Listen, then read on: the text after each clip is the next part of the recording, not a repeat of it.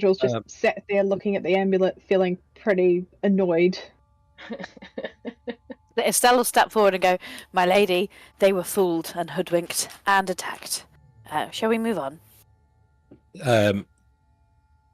The pup, Pharos' pup, starts barking at Grog's new pet.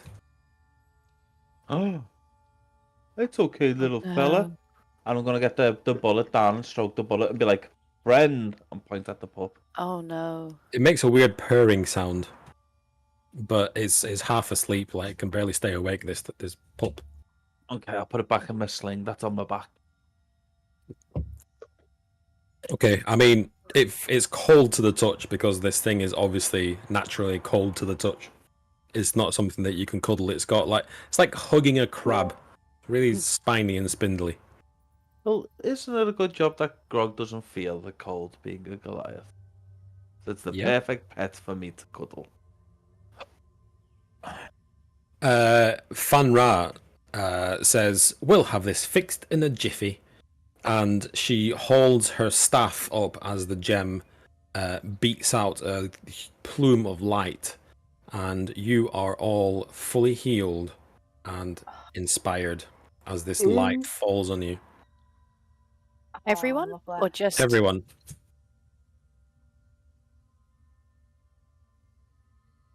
As she does that, when the light kind of fades away, you look over and you see that she's dropped to one knee and she's panting.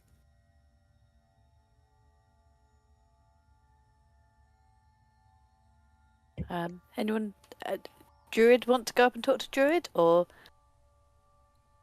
Yeah, I'll walk over and I'll go, "Why did you do that? I mean, we're thankful, but why would you do something that puts you on one knee?" She says, "It's not usually like this. It's because I'm missing the twin."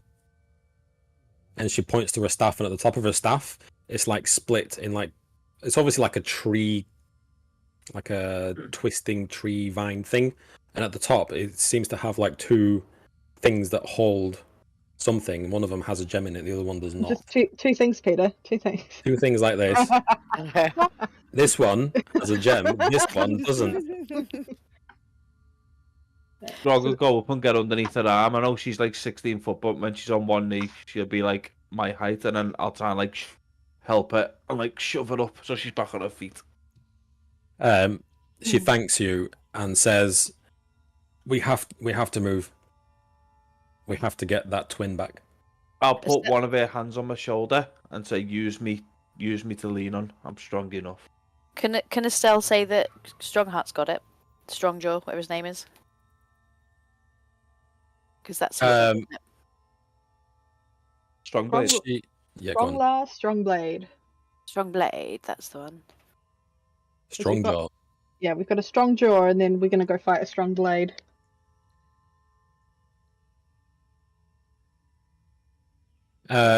She says, I know.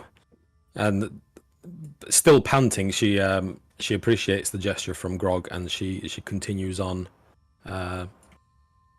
limping. Grog, you notice that she smells like your what's it called? The she smells like Nana's knickers. Have you got a what's it called? Like a leaves and branches recycling bin at home? Yes. It's like that after about a year. She doesn't smell good. Okay. Compost bin, thank you. Compost bin. Is the leaf that she gave me still crackling with that golden energy? Yeah. Yeah. Okay. I'm just making sure that it's not like if she's getting sick that's going to start getting sick type of thing. All right, that's all you care about. Okay. No, because I was gonna use that as a gauge to see if she's getting worse, so I can constantly keep an eye on the leaf type of thing.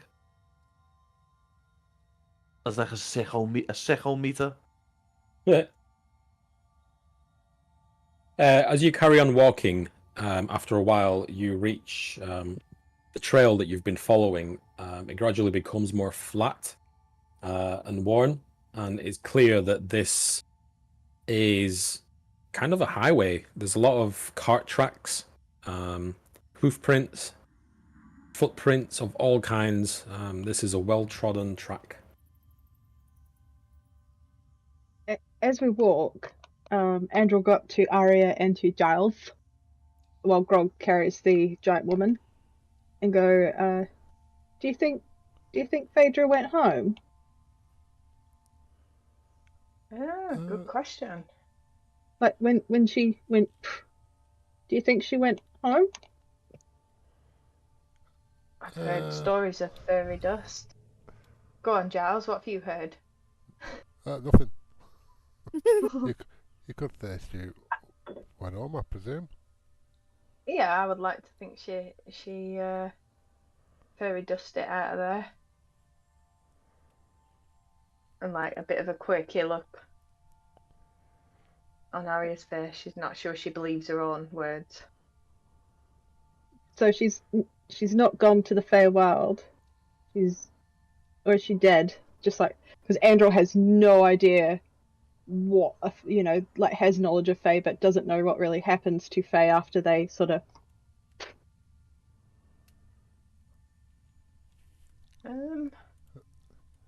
All right, she's dead. She's dead. Andrew's tail drops and goes, I wish we could have saved her.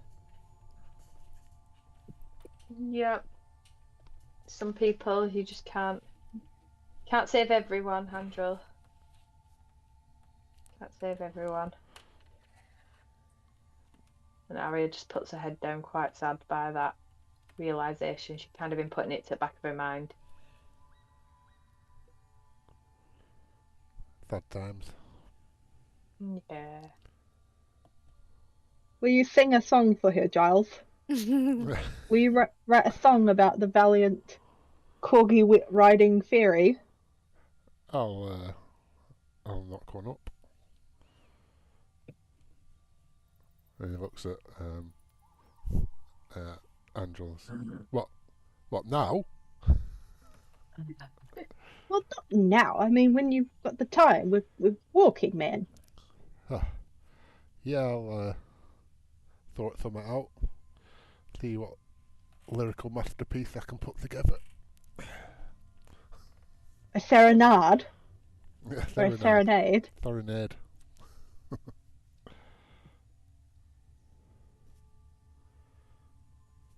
So just continue sadly trudging along, watching Grog and the giant woman. With some of her strength regained, as she's back to walking more or less normally, she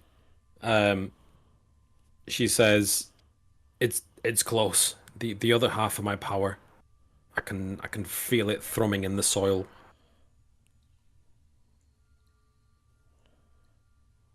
She says, "Please, I'm not strong enough to fight. I'll be more of a liability. You have to help me get the twin back." Grog's gonna look up at it, take the sack off his back, and say to her, My lady, if you could please hold my lovely pup, I would happily retrieve it for you." She cautiously takes it, and Sidra says, "Aren't those things dangerous? Don't they like dig holes and kill you and eat you?" Not Bill. Bill's a good boy, aren't you, Bill? And then I'm gonna just scratch the underside of his bullet jaw. It continues to sleep. I'd be like, he's fine. Don't you worry. Her brother pipes up, and he's a really like he's a typical angry teenager, and he's like, "God, don't you know anything? You can't just assume that because one animal is one way, they're all that way." Say that again, Peter. Sorry, Lily, come in. He's talking to his sister, and he's like Kevin and Perry just huffing and puffing and saying, "Don't you know anything? Oh, so unfair." Like, he gets it. Point to him.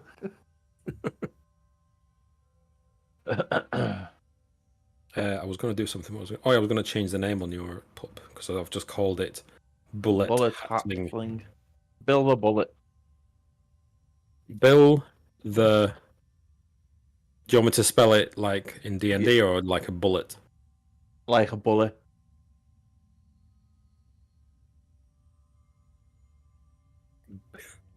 Bill the Bullet. You should call it Boris the Bullet Dodger. That's what I've got in my mind. Avi, pull your socks up. What do you mean, looking the dog? It's a bit strong. It's on a tin of beans. Sorry, I digress.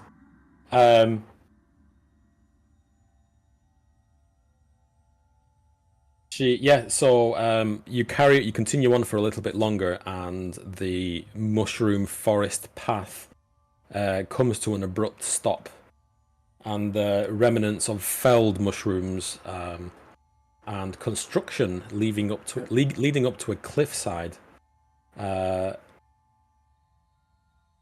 punctuates the cliff with a watchtower that looks brand spanking new. It's of distinctly of a sturdy dwarven make. What would you like to do? It's a fair bit away, you know, like standing in front of it type thing. Estelle's going to stop and curse and go, "Dirty dwarfs, destroying our forest. How dare they? They will pay."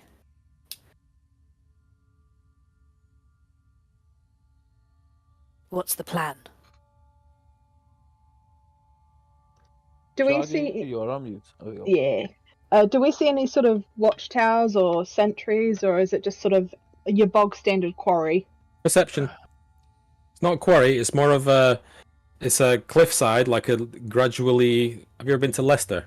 No. Yeah. Oh yes, I have been to Leicester. Or not Leicester? What am I saying? I was gonna say there's no quarries in Can't- Leicester. I can't remember the name of the city now. It's not Leicester. It's something else. Doesn't matter.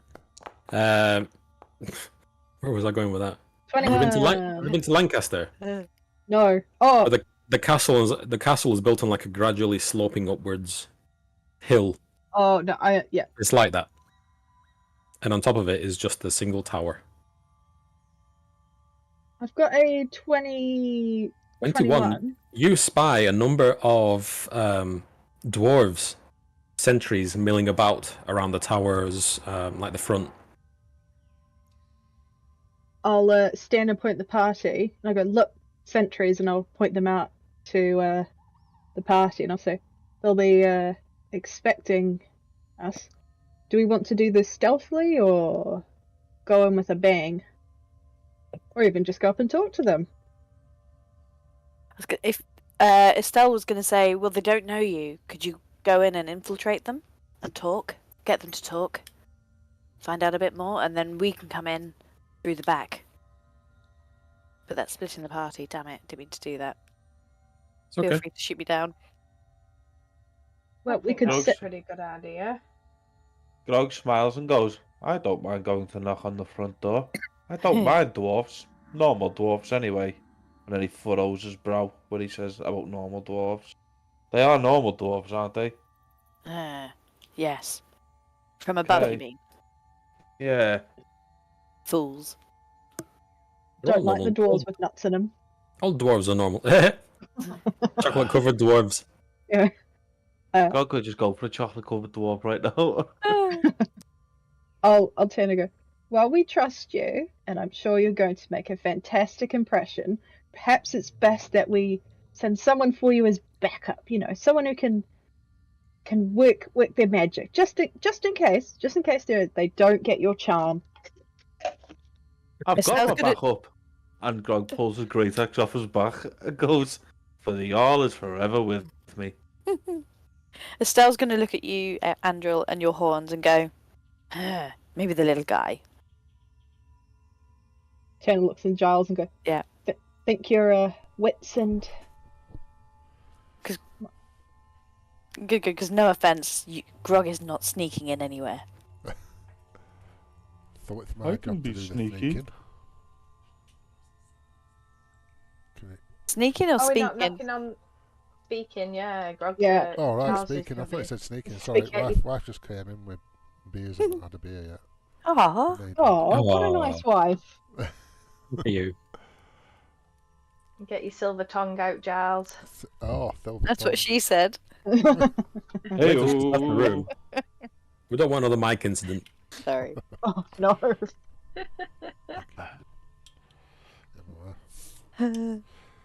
Would you be willing to go, Giles? I mean, the dwarves love a good old ballad about, stones and bigger stones. Just tell him you're lost and looking for a job or something. All right, leave me to it. So whereabouts are these dwarves? Down. You see like I said, a sloping cliff, and it's punctuated with like really small. I don't know what you call them. Really small cliffs. Like a step, farmed area. Yes, like the Chinese Oh, yeah. rice field where it's Yeah. like on different levels. It's like that, and at the top of that. So if you want to go around, there's like a winding road that goes up towards the middle, but if you want to go around it, you probably have to climb. Okay. And they cut the steps in themselves. Yep. And there is no cover. There is no cover between you and the. How long would it take us to go round? Is it possible to go round? Sure, everything's possible in D&D. How long will it take? What's the? Who knows? Wouldn't we have a fair estimate of, like, right? That's a kilometre that way. So that Very means... dark. I mean, even your dark vision doesn't stretch that far. No. Mine does. What does it stretch to? 1 mile because of aspect of the eagle. Oh, for fuck's sake!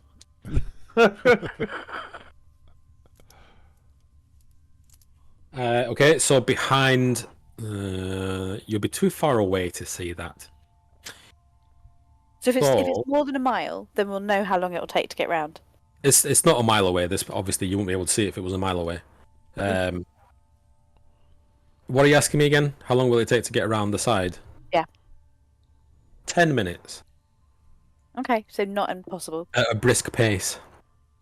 If you want to go super duper slow, it'll take you 20 minutes. If you want to kind of sneak, then 15 minutes. I mean, the sneaking seems the best option. If you want to sprint, then 5 minutes. No, Brian. So do some of us want to go around the back whilst these guys are going in the front? Yeah, one in the.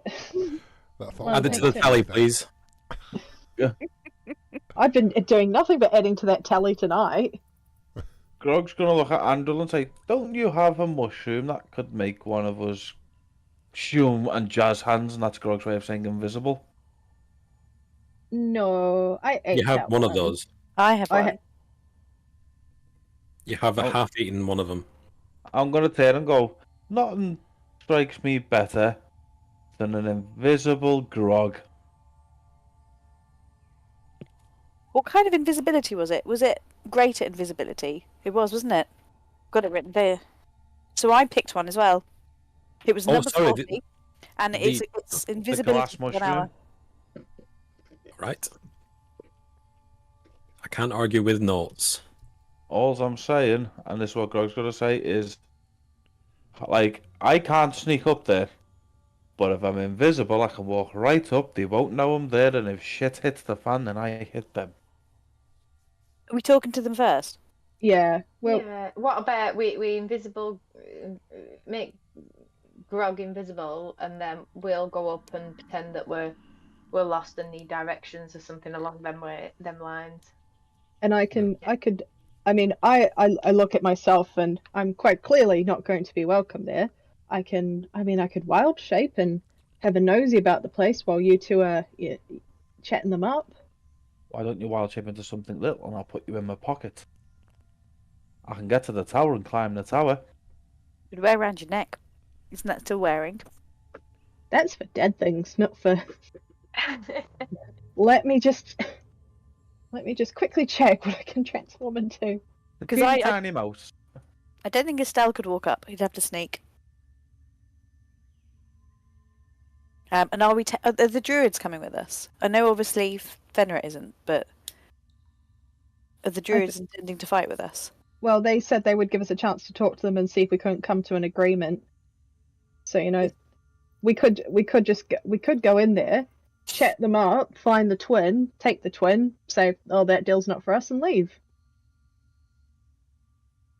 Or the dwarves could have a point. But Estelle wants them gone. I think we'll go and have a look what the crack is. We can always sneak in after, can't we? that's true. I Go will. recon or whatever you call it.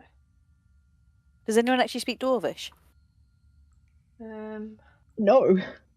I'm not sure. No. No. Huh. Most dwarves speak common though. That's metagaming. No, it's not. But We'd no, know that would be a fair question, surely. No, we'd know that from being on the surface world. Most dwarves we've come across speak common. Fair enough. I mean, I'm gonna wild shape into a rat. I'll say, and I'll turn to Greg and say, "Worst comes to worst, if you feel something running down your leg, it'll be me." Mm-hmm. Okay. You went before we left, didn't you? Yes. I think so. Anyway. Andrew will just sigh, and you start to see like a little rat nose pop out. The sort of head shrinks and big rat ears pop out, and then on the ground is just a tiny little rat. I'll hold my hand out. And the rat will jump on. That tickles. I'll put it in my pocket, not in my loincloth, in my pocket, in my new pants. Remember, I don't have a loincloth anymore. I have actual pants. Gold shiny ones, aren't they? They are made out of a wolf skin with embroidered gold in them, yes, and I have the wolf's head on my head. I've got rid of the necromancer's skull as my belt to Ziggy to buy the lockpicks for Arya, so that's gone. Very appreciated. So Arya, Andril, Grog, and Giles are going forward. Yeah. To have a talk, and then come back, or. I mean, I'm still of the opinion that you make me invisible so I can climb the tower with Andril in my pocket. Yeah, I think that's probably a wise move, and we can go and try and negotiate with them for entry, and then we can just kick their asses if all kicks off, they've got to fight us on two fronts. If I get to the top of the tower, how tall is the tower, Peter? The tower is tall. How tall? It is 3 floors. It's got windows on every floor. So you're talking 60, 70 foot? Yep. Okay, yeah, that's doable. Estelle's going to kind of walk behind you guys then. Keep his head down. Hopefully he doesn't notice. Is somebody going to either give me the glass mushroom or cast invisibility on me before I go? Estelle gives you his mushroom. Thank you very much. I will eat said mushroom. And I will take a tiny little nibbly piece off it and give it to the mouse. Just in case you want to play that game where there's just a floating mouse, Peter. The rat will I was take just it. going to say exactly that. The rat will take it, and with its tiny little rat hands, you just see it like cough it. And then poof! Yeah, and boof. Exactly like that, they both turn invisible. Well, I will make my way to the towards the outside, so I'm not taking a straight course towards the tower. Hang on, I'm going to cast Disguise Self. Because then I could actually look like one of the dwarves. What level spell is that? First level. Okay. Let's burn those spell slots. Oh, it's an 8, so actually technically not a spell slot, but It's a what? it's an innate spell. Oh, you're going to use the innate spell, are you? Is that worse, is it? No. It's the same. So you make yourself, including your clothing, armor, weapons, and other belongings on your person, look different until the spell ends or until your action to dismiss it. You seem 1 foot shorter or taller. Do you want to be 1 foot shorter than a gnome? Don't think you I do. think you're going to be actually taller to be a dwarf. You'd be minus. Can I be 1 foot wider? You Try can, and get myself Yeah, dwarf yes, you shape. can. yeah. You can make yourself appear thin or fat. There you go. Heavy set Uh, dwarf is what you're going to see. Add to your outfit. Intelligence investigation. Okay, that's fine. So you transform yourself into a rotund dwarf. Looks a bit like Waldo. Where's Too Waldo? soon. Too soon. Too soon. Okay.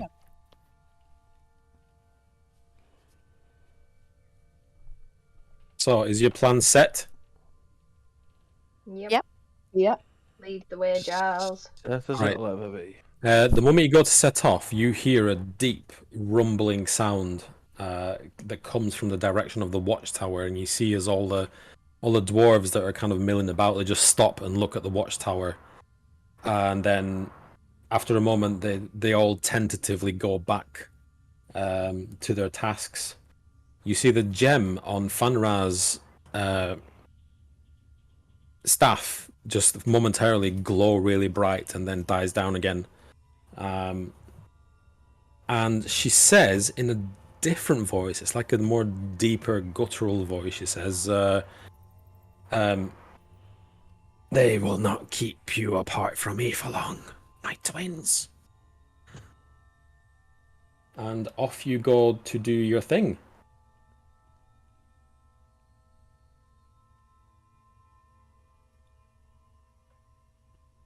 So is anyone going right back?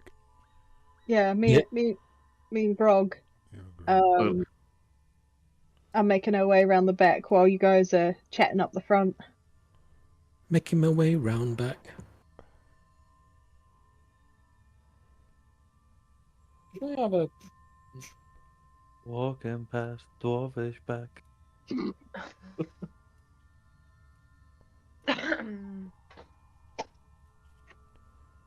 And I'm watchtower bound. As Grog sings this, the mouse squeaks in time, going da da da da da, and you see it squeak squeak squeak. And I'm Says- invisible. Da da da da da. She says, just before you go, her voice goes back to normal. She says, I can only do this once, but I can silence the guards if you wish me to. Yeah. Okay. We've been... I thought we were going to talk to him. That's fine. Can we? Yeah, optional. maybe ask her if she can do it. If she hears them start to look like they're going to sound an alarm, then yeah, definitely. Yeah, like ready in action. A wild child appeared, Peter. I know, I see him.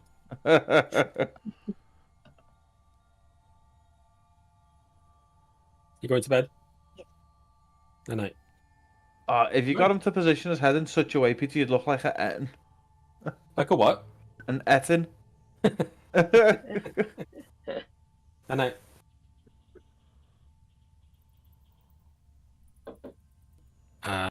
All right, so you are setting off.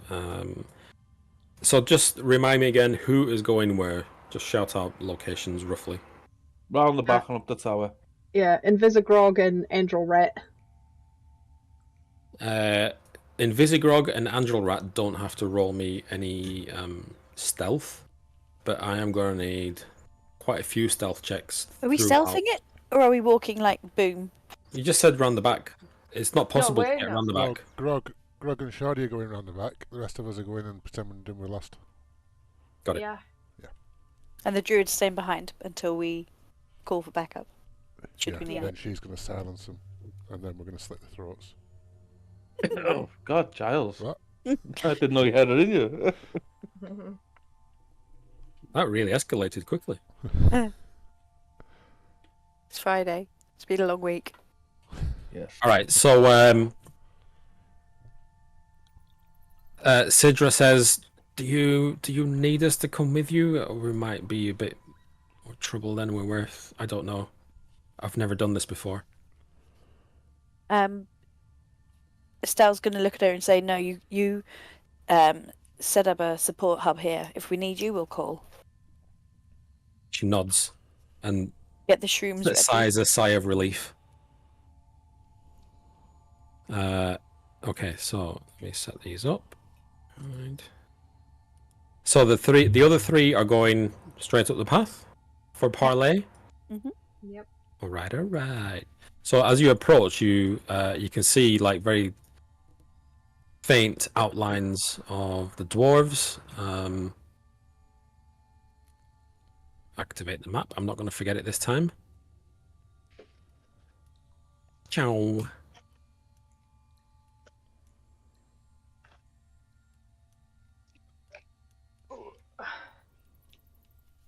So is it dim light we're in? It's everywhere is dim light. It's the Underdark. Okay. Oh, I see what you mean. There are lights inside the. You can see lights coming from the little windows in the tower. Peter, this is going to be a bit of a pain, but I need you to give me full view of all of the map, because obviously I'd be able to see all of the map. Why would you be able to see all the map? Because I assume this map isn't more than a mile long or a mile wide. It's not, no, but I also don't have a map wide enough to give you the full view of everything. Okay. You wouldn't be able to see everything. You're gonna have to climb cliffs and everything. They've got fair. defenses. You can't just go. I'm just gonna step over this 10-foot cliff. We'll deal with that in a sec. So the first thing that's very obvious is as you wander up, you hear voices from presumably the sentries, and they say, "Halt! Who goes there?" It is I, Giles of the Treetops, and some of my mates. Estelle. Who the fuck are you? Well, that's not very nice. How much would Estelle know? Because obviously he's been kind of around these guys. They've raided your camps a couple of times. You know that they're dwarves and they have weapons. As a favoured foe, would I know anything? Can I take a roll to see if I might know a bit more about their history? I don't know how favoured foe works. I don't either.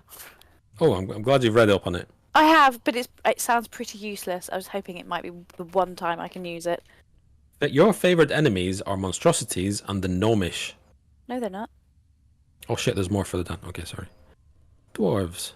Beginning at first level is significant, but do this studying, tracking, hunting, and even talking to certain type of enemies. Choose a type. You have advantage on survival checks to track favoured enemies, as well as intelligence checks to recall information about them. Okay. You can roll an information. So I want to do a name drop if I can. That's what he would be aiming for. Okay. Because they've come from the overworld, so he might be able to drop a name of a clan or. Okay. Roll your intelligence. I'm very unintelligent though. Is it with advantage? Why would it be with advantage? Isn't that how it works? No. What does it say? Okay, let me read it for you. Oh, I've got it now. Sorry. It's like being at work. Here, let me Google this for you. So you have advantage as well as. Okay, I didn't see the as well as. You have advantage. Okay, then do it with advantage. Watch me getting that one. Roll well. I'm not seeing a roll. Oh, you go. 11. Yeah. See, not very bright. Start talking. You see the dwarf at the front who's wearing more armor than the rest of them and is a bit more shiny. It looks both ways to the sentries, and you see the archers raise their bows, knock arrows and raise bows. So Estelle's going to step forward and comment and say, "Brother, I see. I've heard great stories of this Strongblade. We've come to find out more and seek glory in the Underdark." He smiles and says, "Have you now? Tell me, what clan are we from?" We're from the Frostborn clan of the Giant Mountains. Because he doesn't know the overworld at all, so he's got to make it up for his ass. Okay. Since you've completely bypassed your bard, let's go to the. Oh, sorry. Let's go to because I thought it was Jazz who was going to do the talking. Let's go to the Grog and the Rat. What are Okay. you doing? Straight up this little bit of the cliff here. Mm-hmm. I don't think it should be too hard for Grog to get up there. No. In fact, it'll involve a bit of a climb, like at least get your leg up. Let's have a stealth check from you. With advantage, because you're... Stealth. There's a sentry stood right there. With advantage. 13. Okay. Your foot, like, catches on a bit of loose stone, just comes away, and it just rumbles down, and the sentry's like, ooh, just like in Assassin's Creed. Who goes there? Okay. And after a moment of silence, he looks around really well, like squints his eyes, and goes back to the whatever conversation the crazy dwarf and the elf, the two elves are on about. Cool. What would you like to do? Continue up towards the tower. Okay, let's move you up to the next thing here. So you kind of duck behind a rock, not that you need to. How's the conversation going? Estelle, being a bit dumb and uncharismatic, is just going to cast his eyes over at the bard and go, bit of help. That's it. Well, we were just wandering by, and we saw this place. We thought you might be able to give us some directions and maybe places we could see around the area. You know, like back at home we've got like Trivago and stuff. I think round here you don't have that sort of stuff, so could you let me know Trivago? Did you say Trivago? where's we're seeing round here? Do you hold lodgings yourself?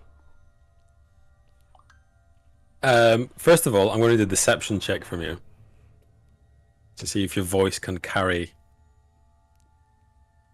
your deception.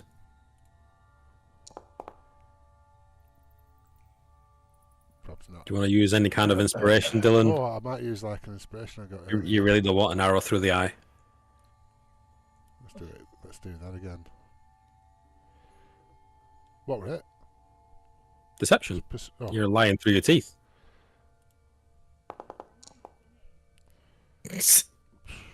Yeah.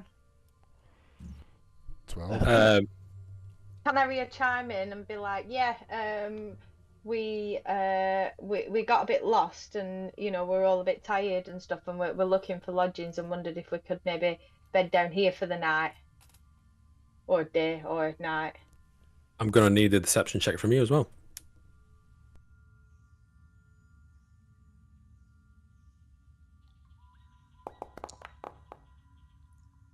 Oh, can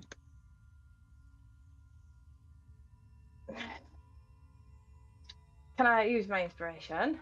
Yeah, of course you can. Make sure you knock it off your tick box or whatever it is. We got inspiration earlier on, didn't we? I'm I've assuming already you're got one tracking as these well. things. We can have 3. We can have up to 3 at once, can't we? Sure. Yeah. Right. Okay. So I'll. But you still have to knock them off when you use them, right? Yeah. Well, I've just got one left now after this one. Oh, for God's sake! I'm not rolling anymore. He says, "You you take us for idiots," and we roll for initiative. Legally.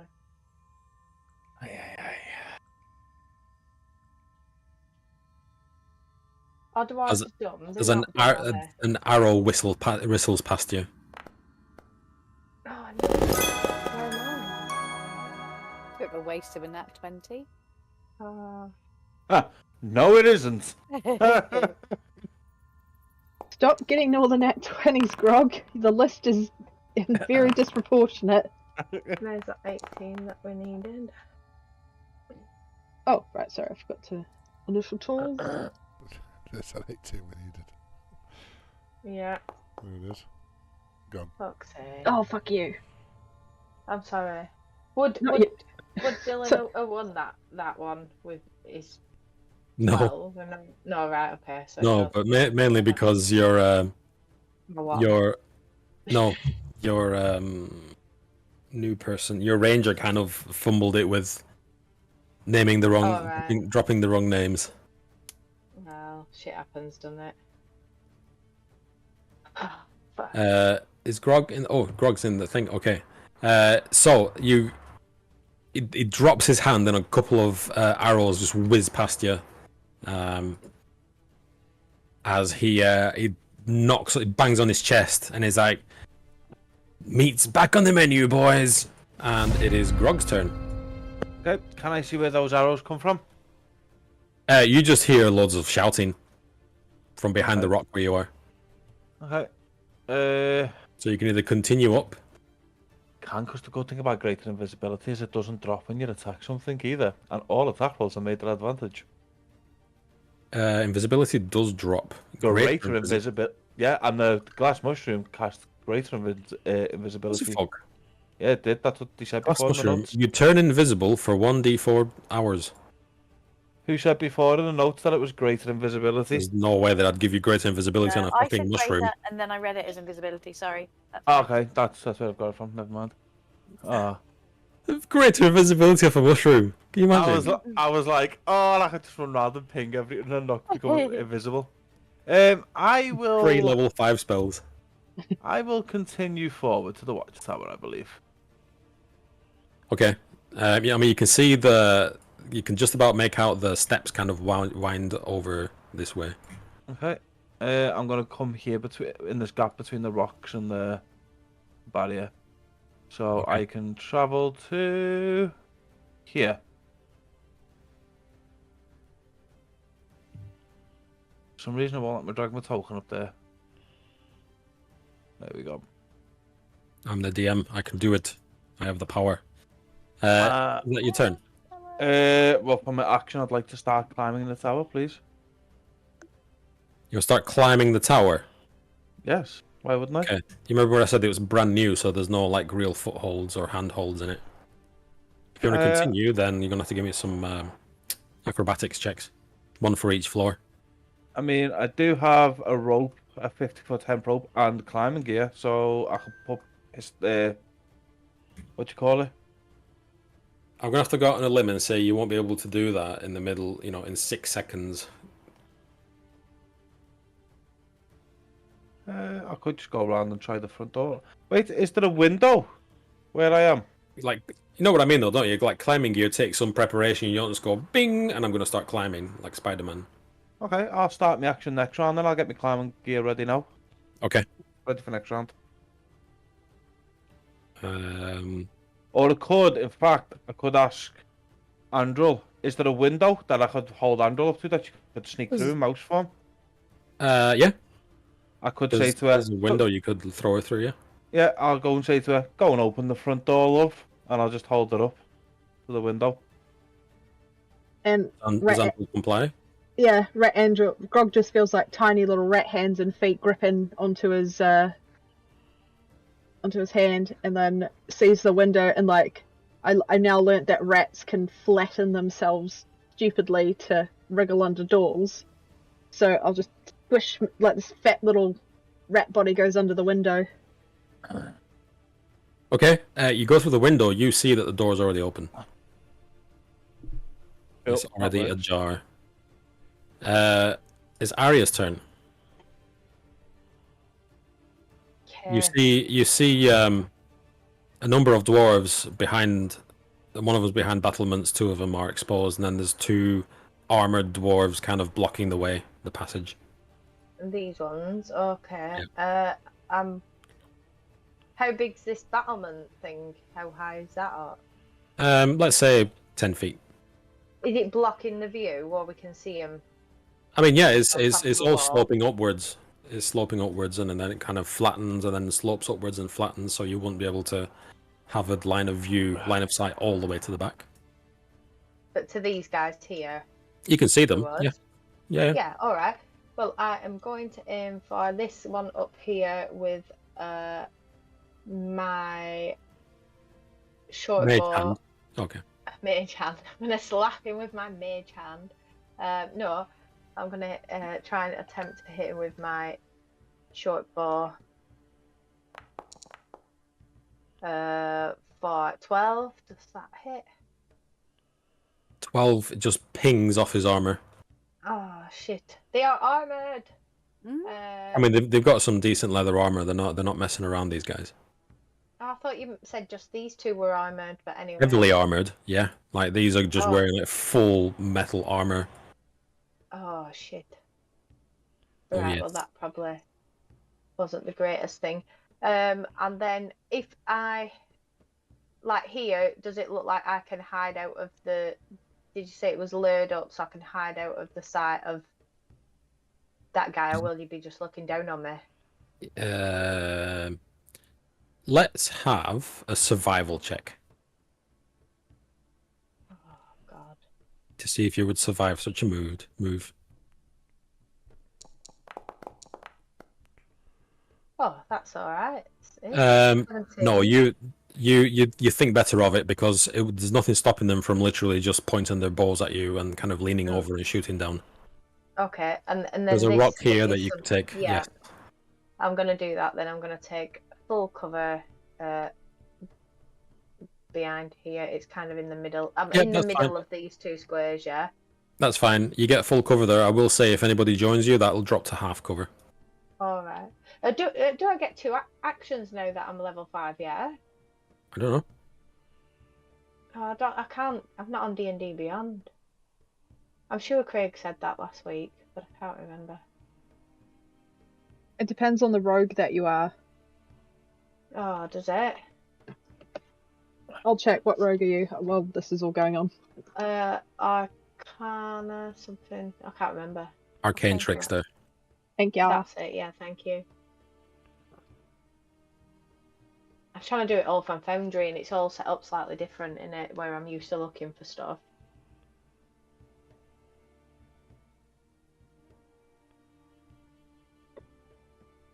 Sorry. Good. No, I was gonna. No, I mean, well, oh, have you finished your turn, or are you?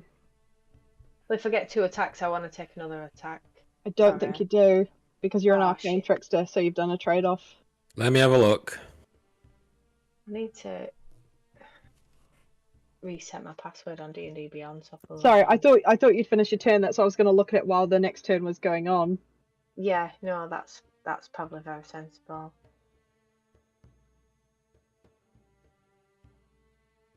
Because I can't even tell what my bonus actions are from here either. So I'm gonna, I'll just call that my turn, and I'm gonna. No, reset my let password just. on D&D I'm Beyond. just finding out now. Just hold on. So I Alright. can go class features, uncanny dodge, ability improvement. It doesn't look like you do. You get ability improvement at level 4. You get uncanny dodge at level 5, and then expertise. Skill What's doing that? proficiencies. So skill proficiencies at level 6. That's really not good. No, it's shit. I'm not doing this one again. Do Even if it has got spellcasting. invisible mage hand. Is it a 3rd level maybe? Roguish archetype. Archetype 3rd level, and again at 9th Got level. I don't think you do. Rogues normally get their offhand hit, don't they? But I don't think you do as a. Is this particular one? No. What is hard to find out if you get to it? Yeah, No, only certain subclasses get the second 6. yeah, I thought so. But for bonus actions, if you look on your spell book, you have no bonus actions. There you go. Yes. Awesome. Right. Yeah. Well, I am hiding here then. In full cover, yeah, Peter. I'm like. Yeah, making that's fine. bed That's and fine. That's fine. I everything, get it. Yeah. Yeah. Okay. I mean, you're not at full cover from a fireball, but let's see what happens. Oh, I'm not next to anybody else for a fireball, so I'm Esther. feeling good about that. Yeah. How far is Fenrir from us? I mean, you left her back in the mushroom line, tree line, mushroom line. Are we talking like 100 feet? Are we talking? Can I shout to her? You can certainly shout to her. Whether she hears you or not is a different thing. How far can I dash? And if I dash, do I get don't an know. action? Is it Dash, your dash double is an speed, action. Yeah. a dash is an action? Yeah. But a movement isn't an action. A movement is not an action. Okay. So if I Movement if I is move- 30 feet. If you dash, you can go 60 feet. but if you I don't get an move action. back 30 feet and shout out to Fenrir to cast sleep, I'm just gonna like move back a bit. I know I can't on the map, but assume I have. Okay, just so we're clear, she never said she was going to cast sleep, but you put them to can. sleep. Sorry. She silence them. Oh, silence them. Oh, I thought it was sleep. Damn it. That might change what I do then. I won't make you run back. You can either shout or don't. Oh, why have I suddenly zoomed in on Grog? He's BRB. He's gone for a coughing fit or a smoke, or both.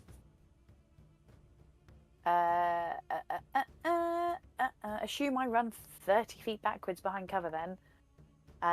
Cover is more than 30 feet away. There's a couple of rocks you can take cover in. Yeah.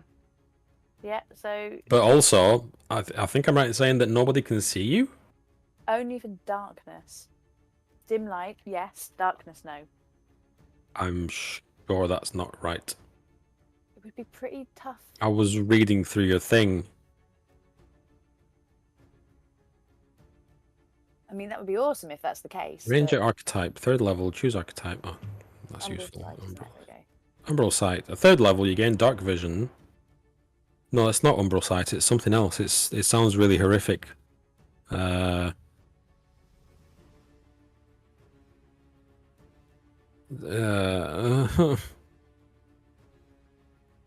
ambusher. That's it. No, that's You the... can initiative. Oh, that's initiative rolls.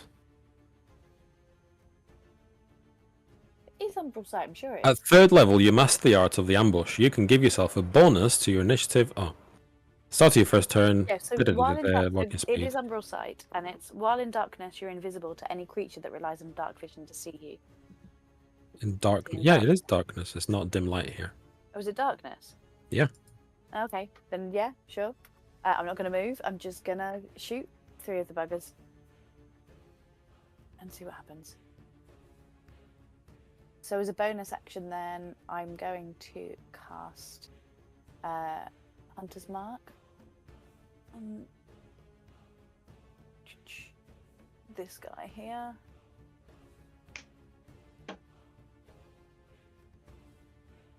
Have I got a macro for Hunter's Mark? I think I do. Token, scripter. Oh, it's got me concentrating on it. That's fine. That was Yeah. obviously long ago, so. Advanced? No. Convenient effects? No. Shall be. Macros? No.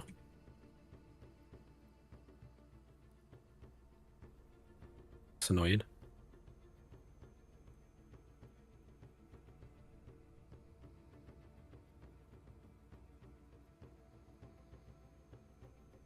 I'm gonna. Alright.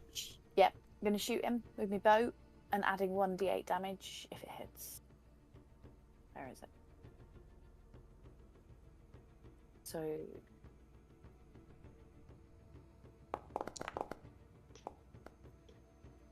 Does 19 hit? 19 hits. Who are you attacking? The guy I've got Hunter's Mark on. Alright. 19 does hit, yes. So damage, it's not going to pick up all the extras, is it? The I don't normal know. damage plus 1d6 for Hunter's Mark and 1d8 for Dread Ambusher. Ooh.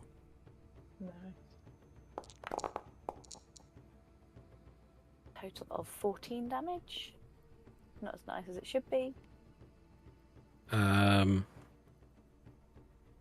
Also, you got a total of 8. Cool. But I'm gonna do it again if he's not dead. He's not dead, no. No. You get 2 attacks. I get 3 attacks on my first go. Holy shit. And I'm gonna try Sharpshooter for this one because I've already hit him once. So it's a -5 on the attack roll for extra damage if it hits.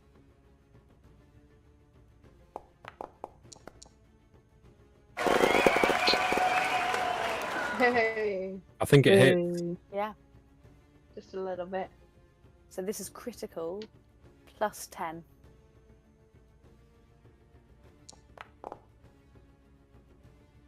So that's 23 damage.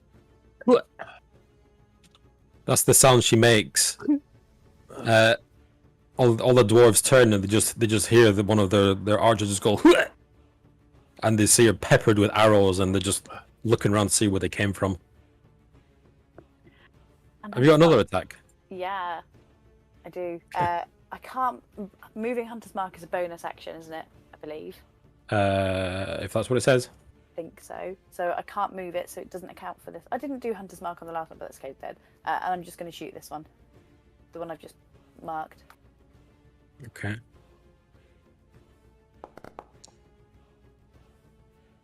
$14 hit. 14 misses. That's my go. You're standing still. You can't see me. Okay. I suppose I could move, but The lead dwarf says, "Come out when I can see you, so I can skin you." And it's Giles' turn.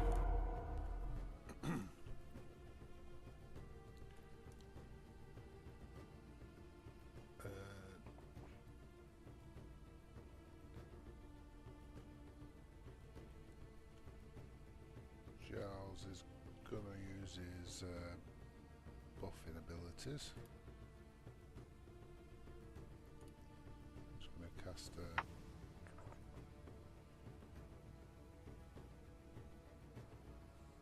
it's not.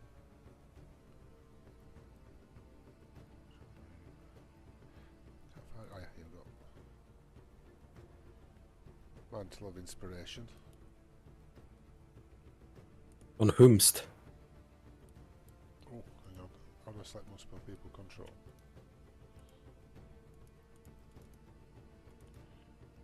How do I select? It said just told me how to select multiple people then. Use Shift and T. Right, this should be cool.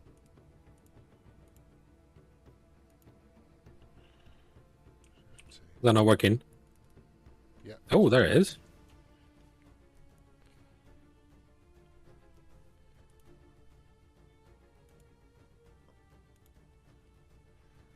Two people around me, so it's 8 temporary hit points.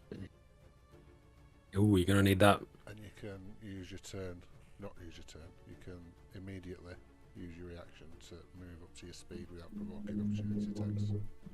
So you can both move your full speed if you want to. Or forever hold your peace. Who's that far? You and the ranger. I can't forget. Oh, nice. Esther, you can move right now if you want. I don't want to move, but I'll take the hit points and give a like a nod to Giles. Cheers, buddy. And then I'm going And to cast then then and then no, and then and then. sleep. ooh, this probably won't go well. What level are you casting it at? It's an at will, but second level. I think if it's at will, you can. It's free, but if you want to use a higher level slot, you have to use a spell slot. Alright. I'll get my will. So if you want to retcon it and cast it at higher level, you can. But Yeah, I'll do that. it won't go well if you do it at basic level.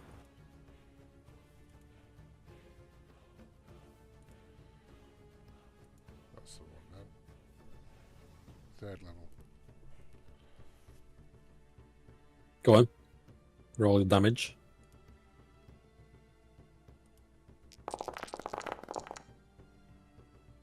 $30. 30. Let's roll a d6 and see which one of them falls asleep. You start with the lowest one with lowest health Yeah. unless I've all got the same, sorry. So this archer here just yawns, and before he finishes yawning, he just thump, falls back, snoring. Why have I It was- sustained a lingering injury? It's from previous, isn't it? Strain. Where's the sleep? God damn it. His pop-up's just come up now. I just don't want to. Should I press it? Should I cancel it? Wait, what pop-ups come up? I've just had Maxwell's Manual of Malicious Maladies. I think because Dylan had you targeted, you can just ignore it. Ah. It did sleep. So it slept you, but obviously not you. Oh yeah, because it's not just targets, isn't it? Thanks. Sorry. Just FYI, Dylan, the 35 feet start from where you are.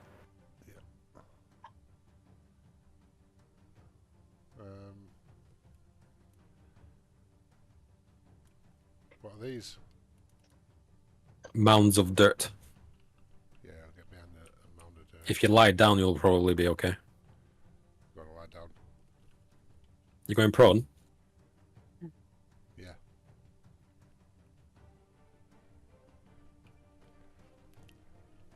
Okay. Something our in cadets. In TA. Okay, you run behind this. Give me a stealth. Give me a stealth check. Give me a stealth check. Oh yeah, sure. Because presumably you want to stay hidden. Yeah.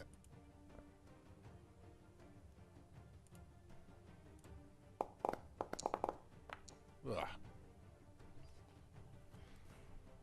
Let me roll myself and then see what happens. Okay. Next up is this dude who hasn't spoken so far, and he is just going to march forward to where the little elf hid. Perfect. Finds the little elf hiding and unfortunately attacks him with advantage because he's gonna do a melee attack. As he lifts his pike.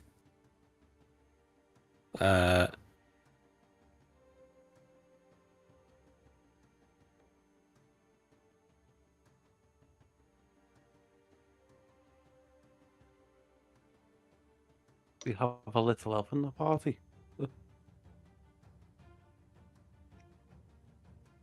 I'll roll this publicly so there's no questions. Advantage. Roll. Didn't roll with advantage. Why did you not roll with advantage? Roll another one. Roll, Peter. Ah, shit. Oh, you said 10 hit. no. What do you take me for? His pike lands in the dirt in front of you with a thud. Thanks, Chris. That was anticlimactic. But good thing is the captain's turn. Giles just says, "Got him right where I want him." Look. He's going to stroll up to the top of this mound of dirt, and he is going to bellow.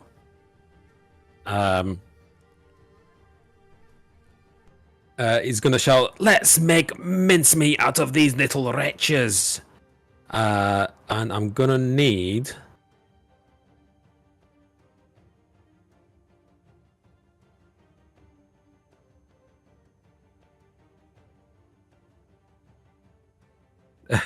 Oh my god.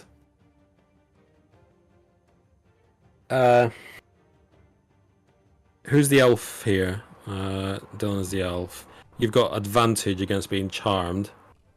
So I'm going to need both Estel and Giles to give me a charisma saving throw. Oh shit. Is it a spell? No. It's a shout. Giles gets to do it with advantage.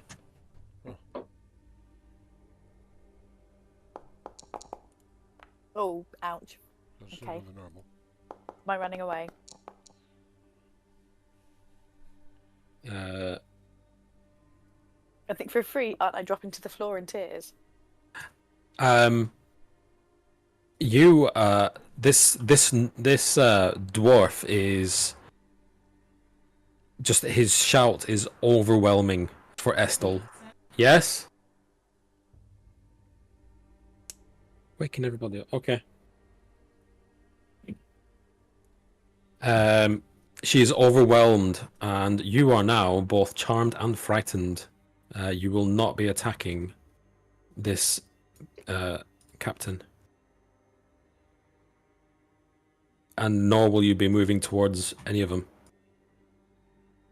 However, this prone bard, who's avoided all the attacks, is fine with this shout. Next up is Andrel. Sorry, we got there in the end.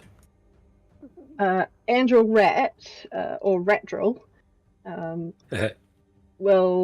so I'm in a room with the door ajar. Is there anything in this room, or is there any way that I can sort of pop the window open for Rob? There's barrels that's, I mean, your rat senses are overwhelmed by the smell of beer in these barrels. There's steps leading up in a winding fashion, and then there's a door, and then there's a number of windows at different levels. There's no way Grog is going to fit through this. It's like it's more of an arrow slit than a, Oh, it's one of those. patio door. The rat will look at Grog and jump up and down and run off, and I will, very stealthily hugging the sides. You're invisible. Oh yeah, I'm invisible. Well, I'm still going to be stealthy because I don't want to be smushed. I will pop my head out of the ajar door, and I'll look to my left and to my right. And do I see any sort of main entrance or another door possibly downstairs that lead round? Confused. Are you going to the front door? I'm trying to find a back door. There is no back door in here. It wouldn't be much of a tower if it had back door. There's one door here. There's no downstairs. There's no basement or anything. This just goes up. Is there anybody in the room with me? No. Right. I will run with my little rat legs down this way. Is the door open? Yeah. Oh, okay. The door is open.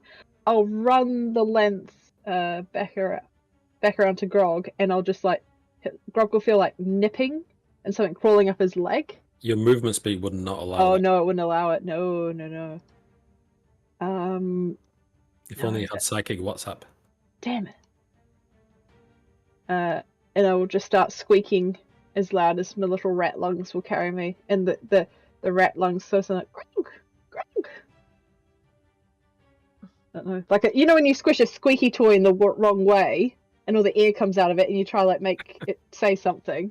No one tried to do that. Yeah, it just sounds like a demented squeaky toy. So Grog would be trying to get Grog's attention. You have it. Okay. Is that your turn, or do you want to do anything else? Can I spot this? I'm looking for the big bad dwarf, really. There's nobody down on this ground floor, and there's nobody directly outside where you're standing. So it's just all the kerfuffle going on in the front. Yeah. No, I'll stay where I am, but I'll huddle into the side, so if anybody comes running back towards the tower, I'm not going to get squished. Okay. Is that your turn? That's me done. This is going to hurt. It is the turn of all the archers. They can't see the ranger. The rogue is behind full cover. I have to say that they can't really see Giles. Shit. Although there are two dwarves standing there, so they're going to reposition.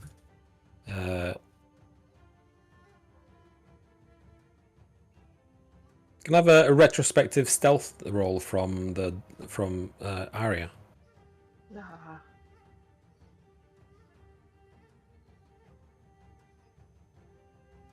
Oh yes.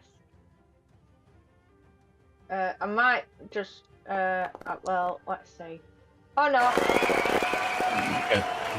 They didn't see anything.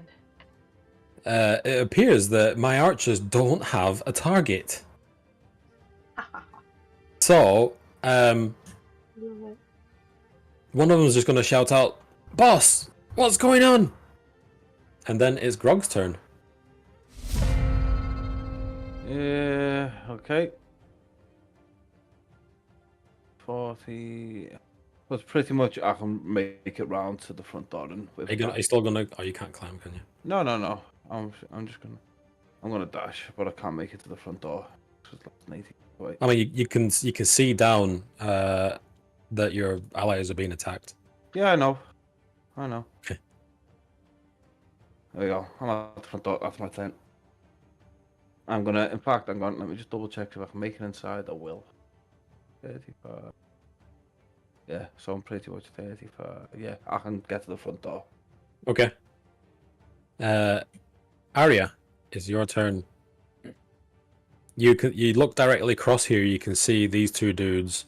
You can see this one, but you can't see anyone else.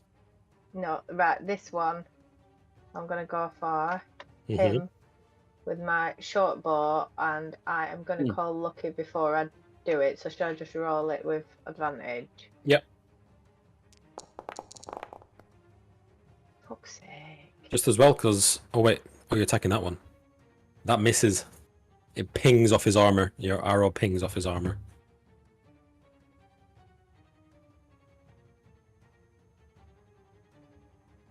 Right. Okay, we're gonna have a little chat with my bow and arrow then for next turn. I mean, his AC is 18, so I wouldn't tell it off too much. No, but still, that's not good. Yeah, no, that's all I can do. I'd like to get myself more in here, somehow, like more away from cover from these guys. Although they're sword people, not bow and arrow people. They're carrying massive pikes. Yeah, all right. Yeah, no, I feel all right here. Then I'll just tuck myself in a little bit somewhere.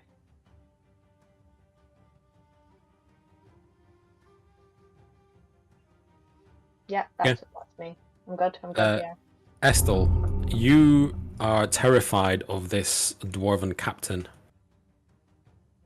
So I'm running away then. and you've got no desire to attack him. Okay. But the No. others, Gonna run up here. Oh, can I do that? you breeze past him, and the captain goes, "Who goes there?" And I can still attack the others though, can't I? Right. So here's the problem: because you're frightened, you can't move towards him. Okay. Did You're both Arya charmed move? and frightened of him. Didn't Arya Huh? move? Did Arya move? Arya, I don't know. Did you move back one? I thought she went back into cover. I'm just in cover, so I'm trying to squeeze in a little bit further into this like rock face, so I'm kind of out of view. There's only so much squeezing you can do, but Yeah, I'm breathing in. these guys can see you plainly. All right, well, I'm not breathing in then. I'll just stand here,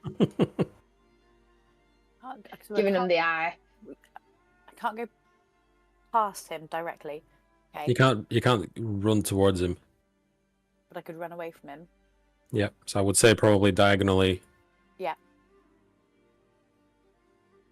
So use all of my movement diagonally.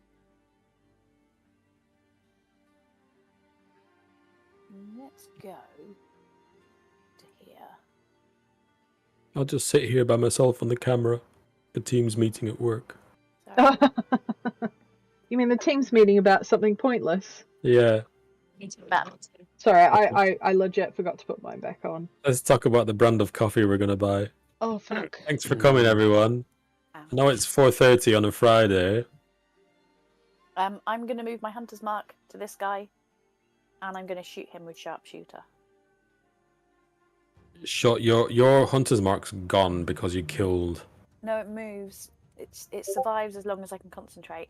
and it moves Oh, to the fair next enough. bonus action. I have read that. Okay. Not much, but I've read that. If you've read it, then it won't matter. It is true, if someone drops down to 0 PT, you can use any subsequent bonus action to move it to a new target. That's fine. That's fine. Blocked by a wall? Is that because I'm shooting upwards? Yep. Wait, blocked by a wall. Well, they're standing right there, so what I'm going to do is I'm going to remove the wall. Or try. There you go. Again. Standing on the edge looking for someone to shoot at. So it's a normal one, -5. Ouch. That 30. is a miss. Do it again. Sharpshooter again. Super sharp shooter. Why is it now saying disadvantage?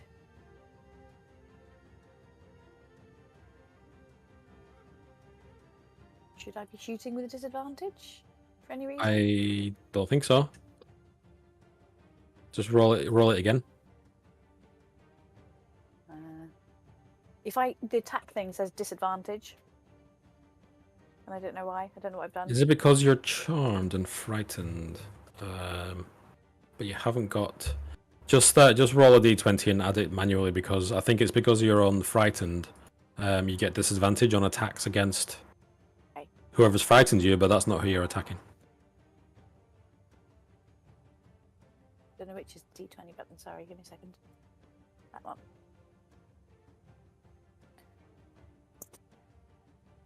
Is there a cancel here? D20. Sorry. So it's sharpshooter will be taken into account then, because it's +8 -5. Okay. So that's a miss. Huh. But then he's frightened, so he's going to sit there a quivering mess. Yeah. Makes sense. His arrows go awry. Say that again, sorry. His arrows go awry, I said. Your arrows go awry. Giles, what would you like to do? You're lying down in front of these two dwarven captains.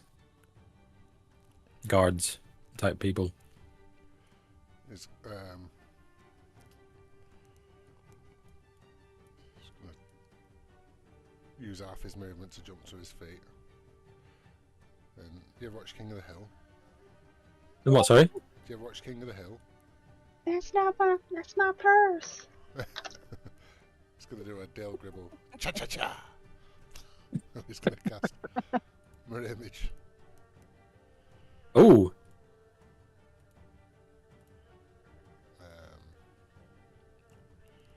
what does mirror image do? 3 duplicates. 3 duplicates. Look at this. Look at this. Oh yeah. Ooh. Boom.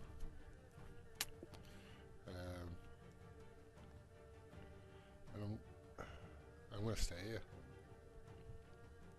Oh yeah. Yeah. All 4 of us, we have finger up. The dwarves look at you like, what? And it's their turn as it happens. And it just goes, I'm just gonna try and hit it. He goes, pike.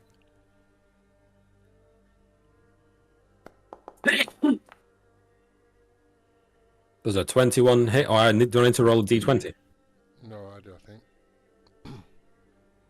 I think it's a D6 or higher, and you hit one of my duplicates. And my duplicates have 10 plus my Dex modifier. Any chance you can? Is the microphone away from your mouth or something? Sorry, is that better? Yes. Oh yeah. Oh yeah. Those dulcet Darwin tones. So yeah, it's one of my duplicates, and I'll keep a log of the hit points. So what's my dexterity modifier? So 10. I have to roll a 6 or higher for you to hit one of my duplicates, because it's like 1 in 4. chance of hitting me. Okay.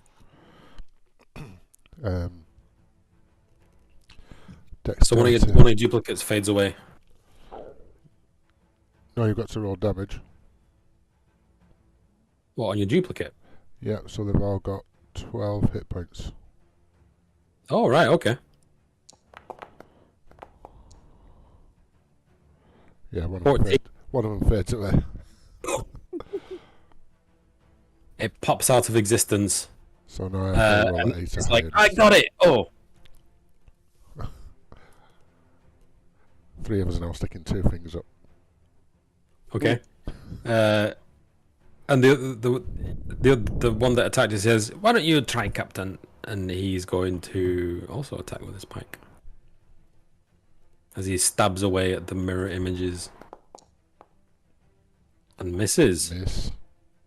It's like, what in Gronlar's name? And it's Andrel's turn.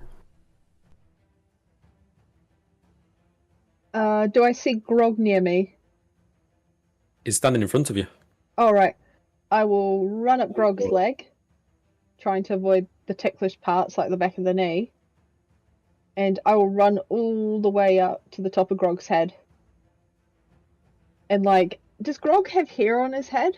No, he has a beard. No, I was gonna ratatouille you. So instead, obviously there's no hair to grab. I start Steer like, it. I like Wait, slap. there is the wolf hat that I'm wearing. So you could go between me, like my bald head, and grab the underside of the wolf pelt and do that. What's doing me that way? Wait, where's the wolf pelt? Isn't that around your No, it's over my head, so like the wolf's face is coming down Oh. to just by my eyes. So it looks like if I lowered my head, it'd look like I have a wolf's head.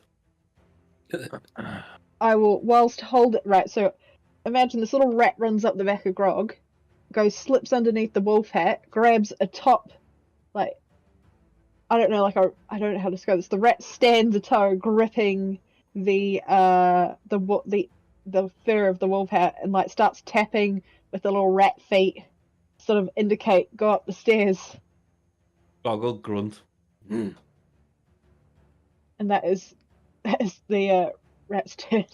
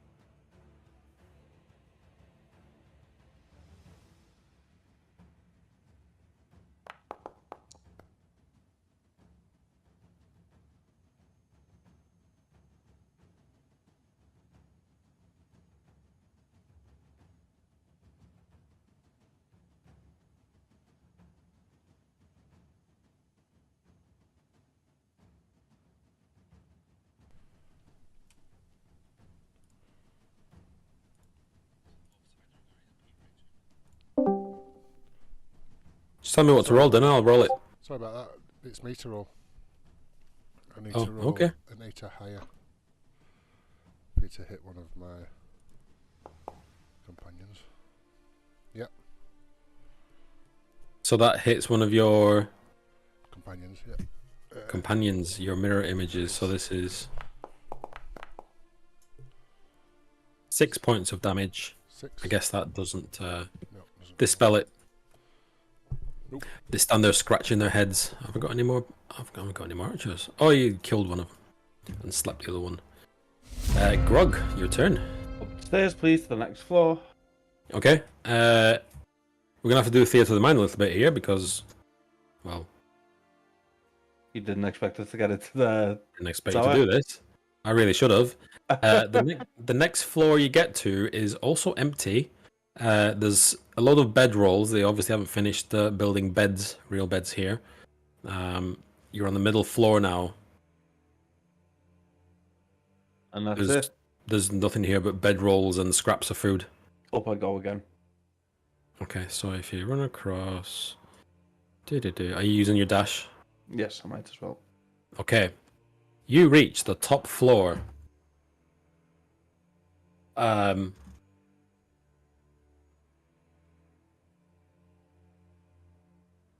It's quiet up here. There's a slight breeze coming from somewhere, unbelievably. There is this very distinct scent of death up here. In the corner, standing in the corner, you see a hulking dwarf. He's bursting out of his armor. His skin is turned a pale blue. And in one hand, he holds an ornate axe. In his other hand, he's holding a great axe, but he's holding it one-handed because he's so big. In his other hand, he holds a green gem. It's a very sickly, dark green. This presumably is the missing twin. He speaks to you, and he says, "Huh? I'm invisible? Fuck yeah. That's what's happening. Oh, sorry. In another corner of the room, chained with the same what's it called? The wrist guard, not wrist guards. That shit. Dimension shackles. Dimension shackles is a very drained, almost mummified looking frost giant. Hmm? His arms are kind of chained up like this, and his head's just slumped down. But his skin is like a prune. He's still alive. Shackles. He's in dimension shackles. He's still alive, but presumably barely. His head occasionally kind of lolls to one side and the other. Okay. Is there anything you want to do before I move on? No, not right now. I'm gonna have to wait till my next go. I think. But the dwarf, the hulking dwarf, is just staring into this gem. Okay. That your turn? Yes. Arya.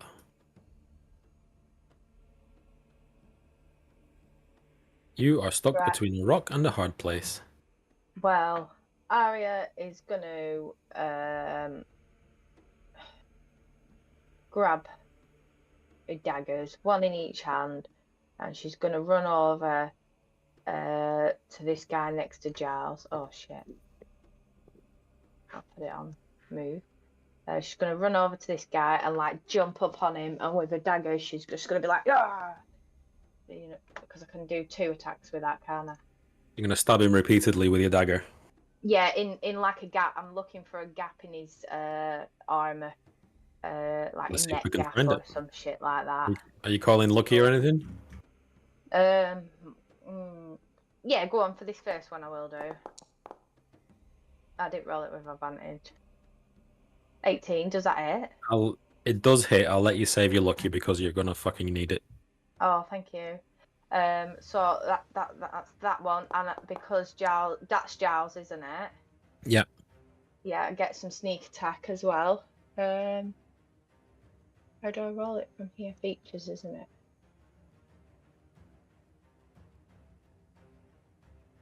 Sneak attack.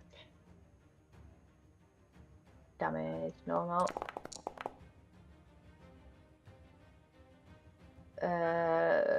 So that 13.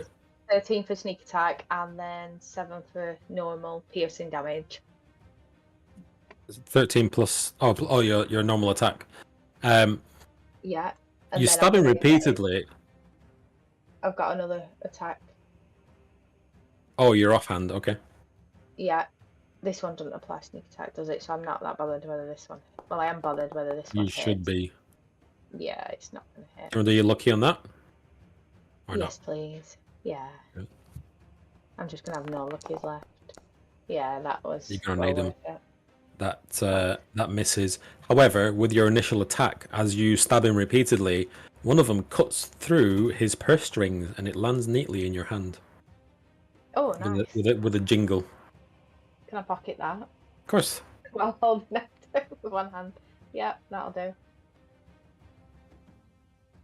That doesn't feel like that much damage. Yeah, right, okay. It really isn't. Oh, fuck. Estelle. Is okay. That one's asleep, isn't it? Mm-hmm. So Can you hear her snoring? I can. Apparently not when I was trying to shoot it with Hunter's Mark. So Hunter's Mark has moved as my bonus action, and aiming for this guy here next to me. I'm a one-trick pony with sharpshooter. Does that go again? Trust Still me, wants rangers to aren't roll. one-trick ponies. Still wants me to roll with disadvantage. So if I roll a d20, Just if you hold shift down and press your attack again. The hell? Right, I'm going to take off the thing because it's ridiculous. Let's try again. There we go. it's -5 on the Mhm. attack roll. It misses. 12. That definitely misses. And second attack, same again, sharpshooter.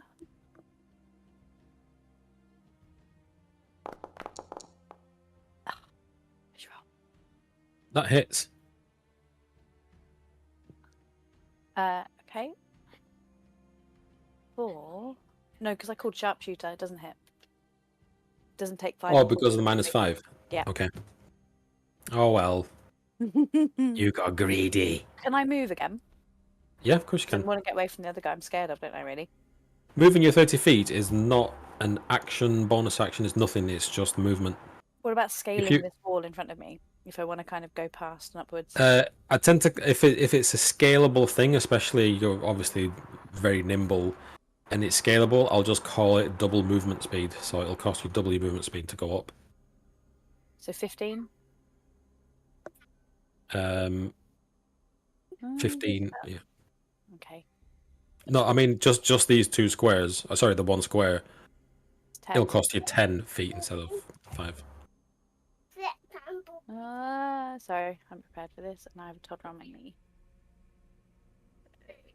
Remember, your movement starts on you. Okay. 25 feet, not 30. Yeah, wherever you just put me. Yep, that's fine. Put me there. Thank you. Okay, boss. Thank you. Next up is Giles, who's doing something with some thread. Just doing a bit of sewing.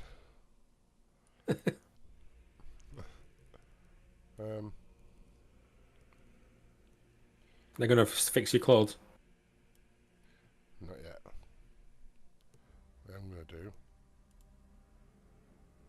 do is use my wand of shadows. I'm going to do a split shadow. So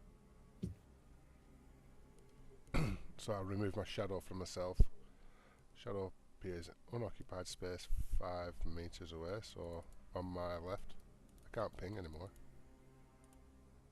Does that ping?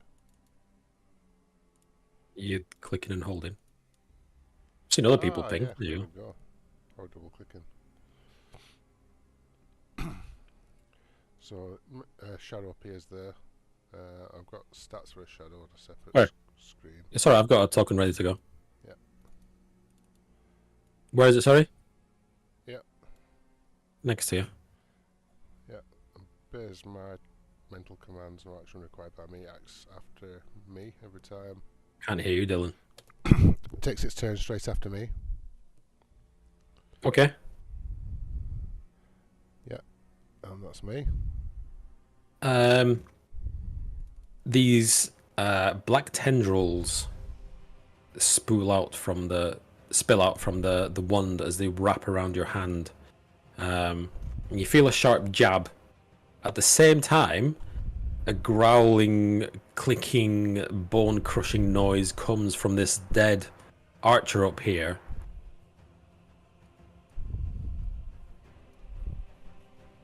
As it stands up, its blood drained from its face,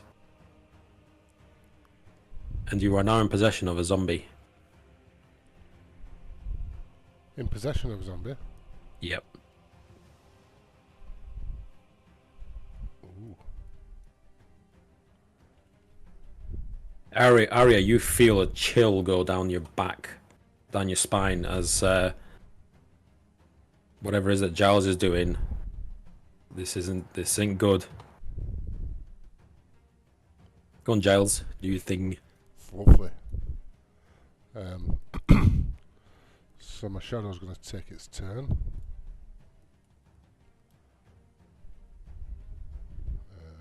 Damage immunities, immunities.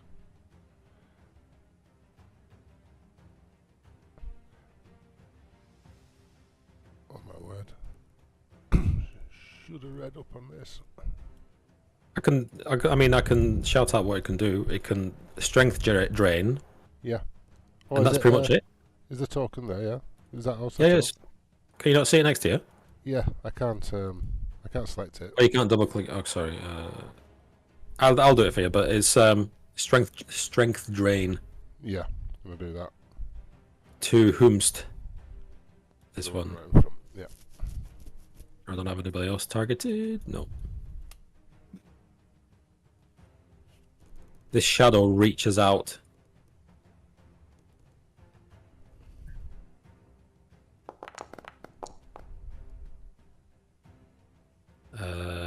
17 hits on this guy. It reaches out. What's it doing again? I forget. Killing it. 12. Necrotic damage. Target strength scores are reduced by 1d4. You can roll your 1d4 if you want.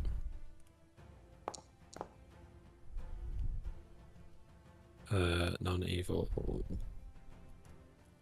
If a human is non-evil, then no. Okay. His strength drops by 1. Let me change that because that's going to change a lot.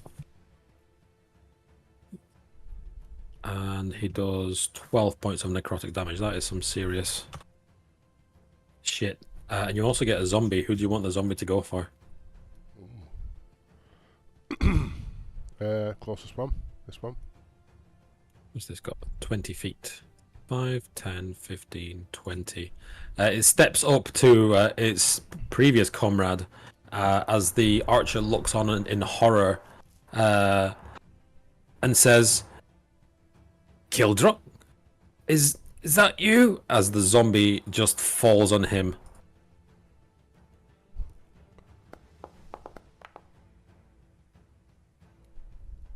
And misses. Let me do a thing. Wisdom saving throw. As this archer that is his wrecked comrade has fallen on him, trying to eat him. He like pushes him off, shoves the zombie off as he tries to back away, and he is frightened of the zombie. Frightened. C, D, E, F. Frightened. As he tries to back away, and as he does, the zombie falls on him again with a opportunity attack. And that 20 is not going to be very much. Don't get your hopes up. It's a zombie. For 10 points of bludgeoning damage, as he tries to back away, and the zombie just bites into him. I'll have to give you some zombies at some point, but yeah. Shit's going down as you look at your hand has turned completely black, Vanta black, as these tendrils wrap around your hand. Is that your turn? Yeah. I'm guessing it is. Yeah. It's the pike guard's turn, who's going to start swooshing at this shadow that's just hanging there with his pike.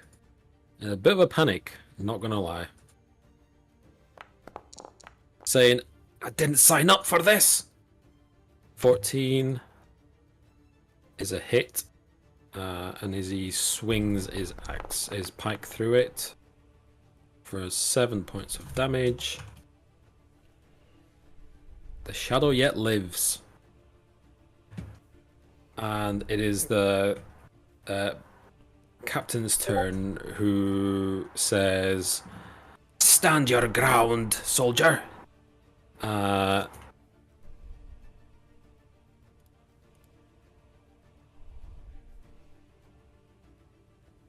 As he also attacks the shadow.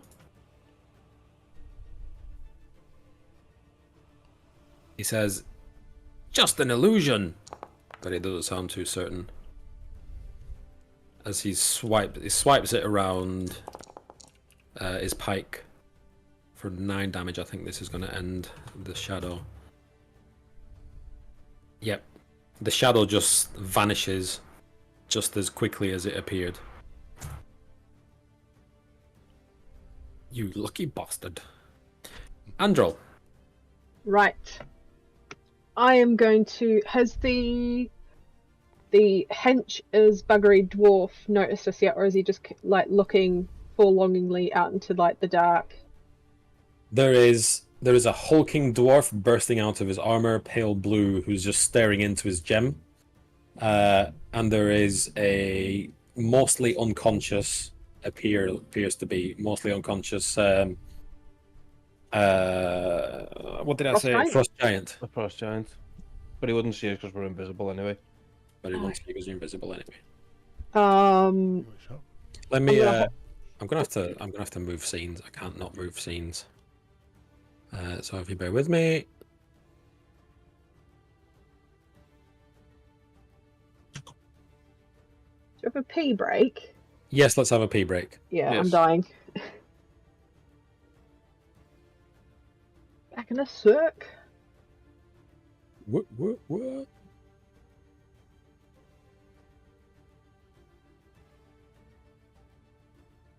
I'll bring in some tokens so they can see what's happening. It's dark. Child. And I'm also going to go for a wee. Back in a sec.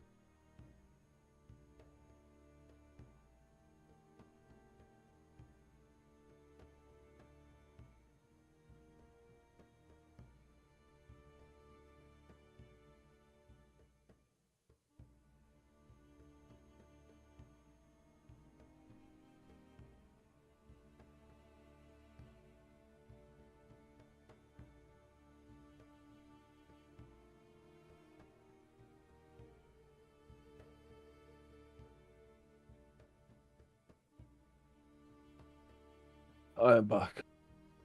Same. You feeling any better? No,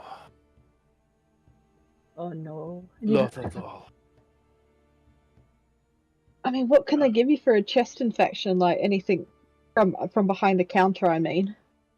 Not to help me. Just have to get in bed over the weekend. I mean, the only thing I think of is just chug night nurse so you fall asleep at night. Yeah, and just take lem sips during the day and just try and keep it at bay at least. I have got my steroid inhaler, which I'll just absolutely nail over the weekend to try and keep it at bay. Yeah, that sucks. I don't. Yeah, children. Well, it's not your child specifically, but it's other children. So they'll mingle and mix with each other, and Back. Hello, yeah. back. I can say I have to admit I ate like 3 hours ago, but I was a fat bastard and I couldn't be bothered to cook, so I Uber Eats Burger King, and at the time I wish I hadn't done this. I got a large double bacon cheeseburger XL meal, and then I thought for shits and gigs I just get like a chicken royale on its own, and I ate it all. I am impressed. And Are I you don't. feeling okay? Do you know when you've eaten so much that you have to lie down, but you're like, no, it's D&D tonight. Absolutely no way. But I do, like, as soon as, like, 50 minutes after I ate it, I was like, I want to go to bed. It was good. It was really good. But one thing that always pisses me off with Burger King and their chicken royales, there's always too much mayo, and they put, like, the thickest, the absolute biggest, crunchiest, crappy bits of lettuce in it. And I'm thinking to myself, do you hate me?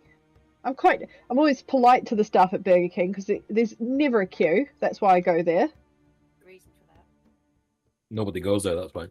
Yeah, I do. You know one person that goes to Burger King. Yeah, one person. I used to work at Burger King, and the best way to make a royale is with mayonnaise, onion, and ketchup. Can't hear you. We can't hear you. You sound like you're in a box. You're far Sorry. away. I was There we saying, go. It sounds I like used you're to speaking to us work from Burger King. yeah, because now you mention it, I used to work in Burger King, and the best way to have a royale is with onion and mayo and ketchup and nothing else. Oh, Ooh, you mean just no bun or anything? Well, no, yeah, bun as well. Sorry, don't need any of that naughty, like useless lettuce. Which Oh. Burger King did you work at? Boscombe. Was that in Blackburn? No, it's in Bournemouth. Oh, right. I used to work in the Blackburn one. Oh, okay. Oh, the one by the Asda that's been there forever. I Yep. won a prize for making the best Whopper.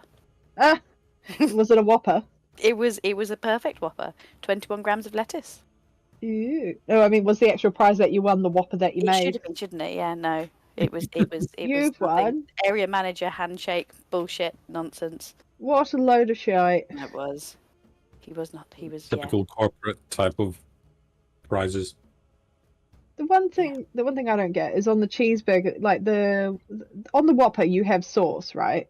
But when you get into the double cheeseburger range, there's no sauce, which has always seemed strange to me. It's fine because that fake plastic cheese, which we know is terrible for you, but it tastes oh so good, Yeah. especially when you're starving. Yeah. They put ketchup on it, don't they? No, you don't get an Okay. out. Can't remember. It's just meat, cheese, and fakey bacon. Right.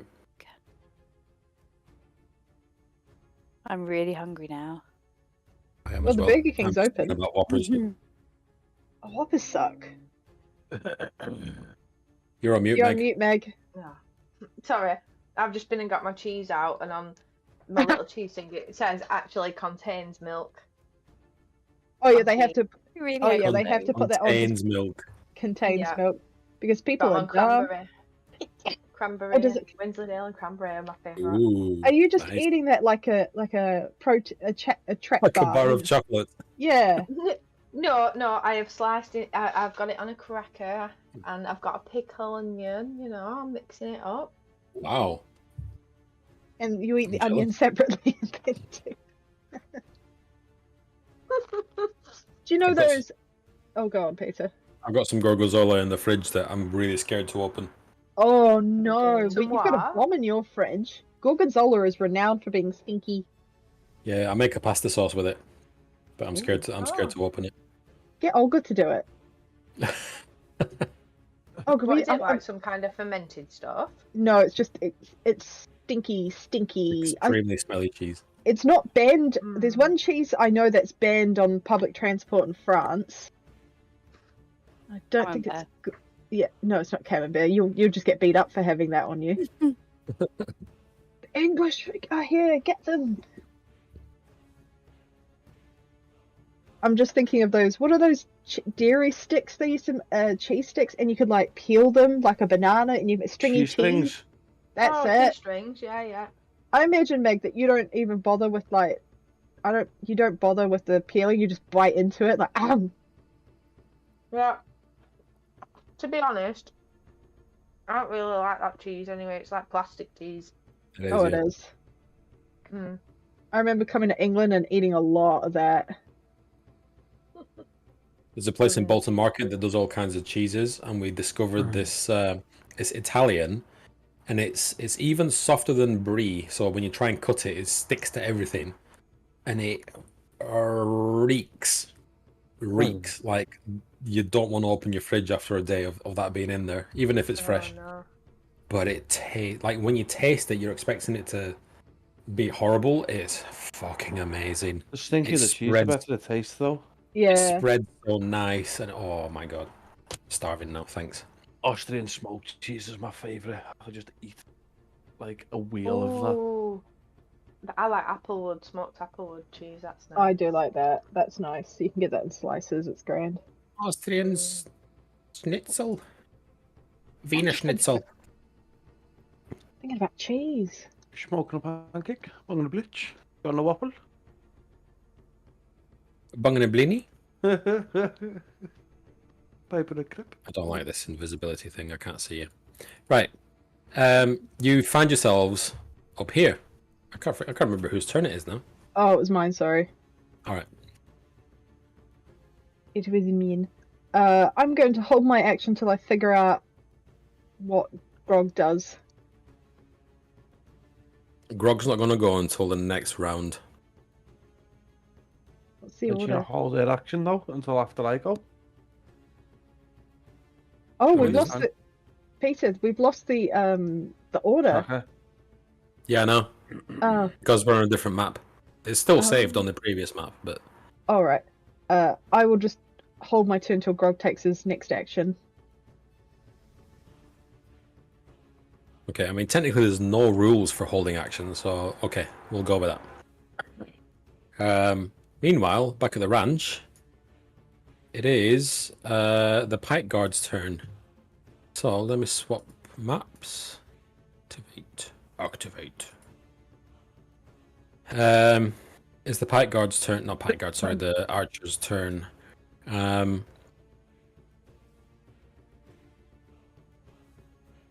This Archer here hasn't seen what's going on yet, so he is going to attack Arya, the nearest target. The easiest target. She wants an easy day at the office. 18, I'm guessing, hits Arya. Yeah. For 3 points of piercing damage.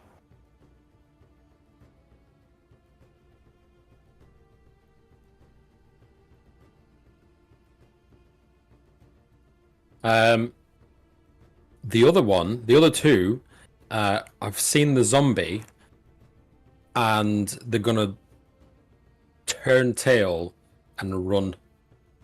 One of them muttering something about not being paid enough for this. Is it one asleep? Yeah, that's that one asleep. There's two more left. I can't see them. They're gonna exit. They're gonna use their dash action to exit the fight, and the other one, like the one that's left, it just looks behind to see what the hell's going on. Let's turn this dark again. Dark. And it is Grog's turn. Well, Let's go back up to the tower. I would. Where's my mouse cursor gone? I would like to rage. While you're First invisible. I don't think it does anything. It just gives me rage. I don't think it actually makes me Okay, become visible. how's Grog raging? He's just gonna flex his muscles as he feels the course of adrenaline pumping through his veins. Okay. Well played, sir.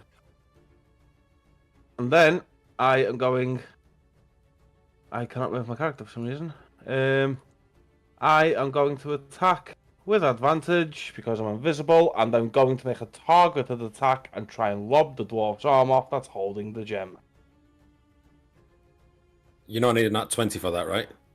Yeah. That's just hope. Here we go. Attack with advantage. If there's ever been a attack. Oh, it's so close! Oh, 24. Close. 24 is a hit. If you was all say that was not a hit, Peter, fuck.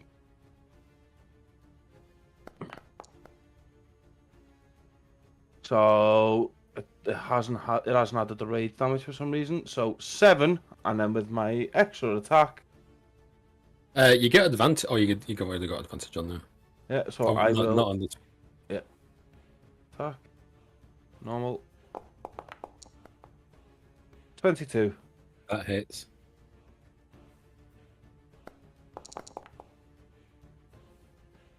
So another 9. So 16 damage to him in total. Another 7. Another 9, mate, because it hasn't added the rage damage on. So 16 in total. Okay.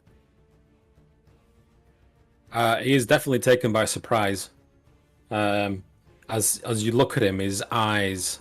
He looks at you. Your eyes meet across the bar, and they just look dead. I'm okay with that. I'm gonna growl at him and say, "Let us see who is strong." There's no expression on his face. Go on, Androl. It's your turn. The Invisirat will leave the safety of the wolf hat and run down Grog's back. And I will get as far as I can with my back against the wall, and I will, as a bonus action, I will drop my wild shape. And as my action, I am going to cast... Not that one. Where is it? I'm going to cast Summon Fae. Oh, thanks for the heads up. Which Fae? I'm going for a... Is it a Mirthful? What? Oh, it's got Crystal, crystal. natures. Yeah. A Mirthful. So... You spell this. Oh, it's in the... if you scroll down in the rubbish that I've put in the Foundry chat, you can see the natures. Mirthful. The Fae can force... Mirthful. MRT. Can I choose the... For flavour, can I choose the form? It'll have no effect. But I just want flavour. I don't have a monster for this. Oh, just slap any old thing in. I'll remember the stats, don't worry.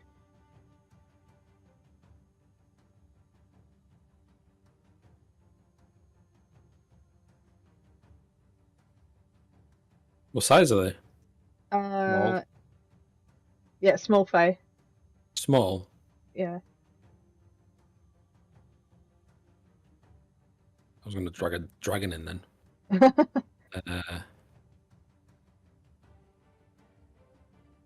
Let's go with an arch druid because you're a druid. Get it? Where are you summoning it? I'm gonna... Excuse me, dry throat. I'm gonna summon it beside Grog. Okay. And this thing gets... I don't know if you want me to put this in the initiative order, or if you want it can go when I goes. Just make it go when you go, just for the sake of Okay. speed. For the flavour, while still invisible, I will cast a spell, and in a sort of... You're not invisible anymore because you've cast the spell. Oh, does it drop when you cast? Yes. No. Because you have to jump around and shout and wave your arms and use things. Alright. I will slap my hands together and cup it and blow into my hands, and a puff of fey dust will come out, and from the puff cloud of dust, a little fairy riding what appears to be a corgi will come trotting out and run to the side of Grog. Brilliant. Thank you. You should have just said, I summon Phaedra. What the does it dog- do? Whatever the let's see, it's got a multi-attack, and it's got Okay. a short sword. What one did you pick? Did you Does pick? that particular you- one not charm things as well, Shardia? It does charm things. The Fae can force one creature it can see within 10 feet of it to make a Wisdom saving throw against your spell save DC. So, because it's fish, it fails. It's charmed. Okay, so just talk me through what's happening then. Both the fairy and the dog look at the dead-eyed dwarven blue with the most pathetic puppy, like the corgi pulls proper puppy dog eyes, like it crouches down low, its ears are flat back, it just whines and looks sad, and the fairy just looks like she's been told she's been made redundant from her fairy job.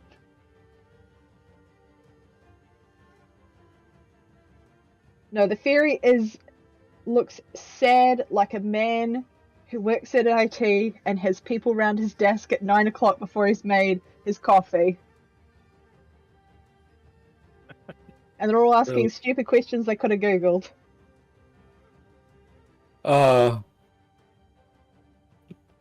Okay. And so what do you want him to do? He's charmed. He Which means he just can't attack. Let's see. A charmed creature can't attack the charmer or target the charmer with harmful abilities or magical effect, and the charmer has advantage on any ability check to interact socially with the creature. So he's effectively paralyzed.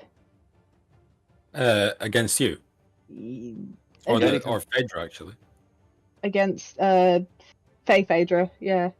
Faye. Faye. Okay.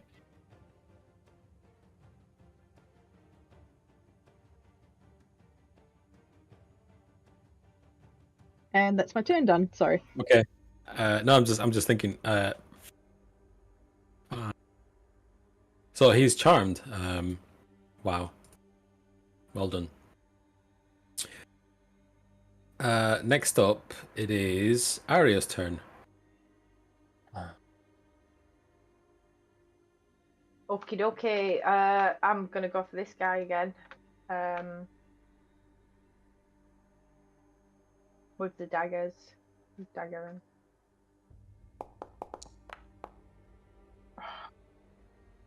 Can I use my inspiration for that one, please? Yeah. That's your last one, right? Last inspiration, I've got one lucky left. 17, that doesn't even hit, does it? Which one are you attack? That one? That doesn't This hit. one. Fuck's His sake. AC is 18. He's a Yeah, well-armored I know. captain. His resolve is strong. Okay, I'll go for him again with my other dagger, but... Come on. Oh yes, that'll do. There's some sneak attack in there. Oh, You can't with your offhand. what? You can't sneak attack? With your offhand. Oh. Hold on. Right. Once per turn, Oh. you can deal an extra. Once per turn. I apologize. Fine. So I can Yes. sneak attack him. Yeah. Critical hit, and then where's my sneak? Holy shit! 14 with a D4. Attack. Yep. Well, I don't know how it's worked. Have you done 6 piercing additional?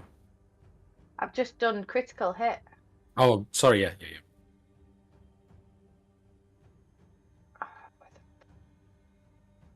There. Special. So, what? Because it's a crit, would this do? This is also as a crit. This is also a crit, so it's 6d6. Oh, is it? Yeah, it's doubled it basically. Oh, It's right. fine. Okay. Well, I'll take it. That's good. I like that. But you've done 3d6. Oh, plus 18. Plus Sorry. 18. I think it does so them. I think sneak attack on a crit does the max 3d6, basically, Peter, as the extra 3d6. Shit. You Yeah, I'm going for him. you fill him with holes. He Feeling lucky, punk. where he's holding his pike, you can see blood dripping down his out of his armor and off his elbow. Good. Estelle, who's on mute. Sorry, I'm just mesmerised by that gif. Don't even know what it is, Shadia, but Oh, sorry. I'm still hungry. Well, I'm not hungry, but Oh. I was thinking about cheese, and then I was trying to is remember that what that that is? that it's like just good cheese. I'll tell you about it afterwards. Okay, he's gonna continue moving 30 feet away to start with. He's already moved. Ooh, I'm assuming that's 30 feet. It's probably too far. Hold on. He's continuing on this guy. Yeah, there you go. With his short bow. Not doing any flashy attacks anymore because he's obviously not very good. And he's like, bloody hell! Silently to himself, so he didn't get seen. And 11 misses. yeah, just try again. He's like, succotash, under his breath. Suffering succotash. Oh, That misses. oh. Okay, and he's just gonna like sit down for a second and whimper to himself. And I'm done. Exasperated, this archer just shouts out, "Where are these fucking arrows coming from?" Giles. Giles is going to. Are both of these alright in front of me? Are they what, sorry? These two guys, are they're both alive? Yeah, they're both alive. This one's bleeding profusely. The captain. Or captain. My captain. Captain Mike. I'm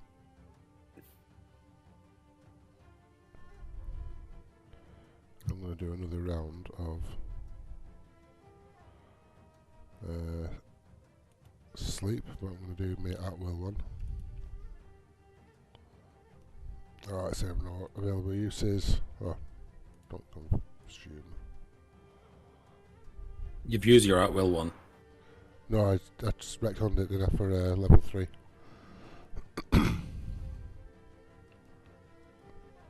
You said it wouldn't do much. So you said you can use a proper spell if you want. Or I can have a level 3 spell slot back. Carry on. No, it's fine. I'm just thinking because... Oh, you've got it at level 1. But you haven't... Are you going to use your first level one? This is my at-will one. But you've used your at-will one and cast it at level 3. No, I just cast my normal one at level 3. Because I can't change my levels on me at-will. Apologies. So I don't know what power the at-will one is up to. So I'm going to... Level 1. Okay. Reckon. Yes, carry on. You can still cast it at level 3 if you want. I'm not stopping you. What's that?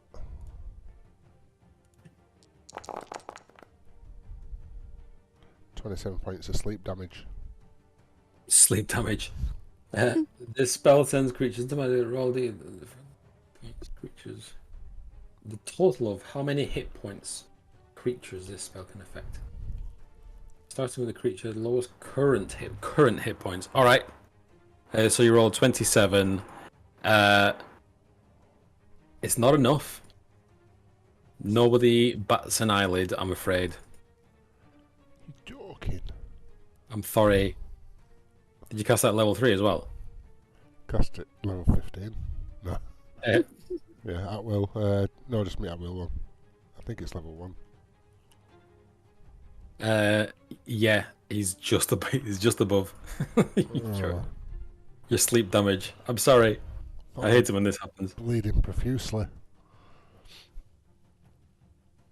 He was, but he is, but he's really powerful. I think that's me then, isn't it? Is it? Yeah. Yeah, it is. Okay.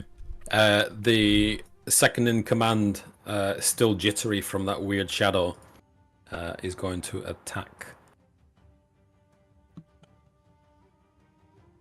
But what about zombie? Oh yeah, sorry, you get a zombie go. Shadow's dead, isn't it? Shadow's dead. Zombie's here. Where do you want him to go? Go for this skeezer over here. Can get here. Yeah. Okay. All right. Is he going to attack the sleeping archer? No. Leave him be. I mean, I haven't quite decided if you've got full control of this zombie yet. Roll me a D100. Don't roll poorly. 7. The zombie kneels down and bites down into this. For fuck's sake, Dylan. He kneels down and bites into him while he's sleeping.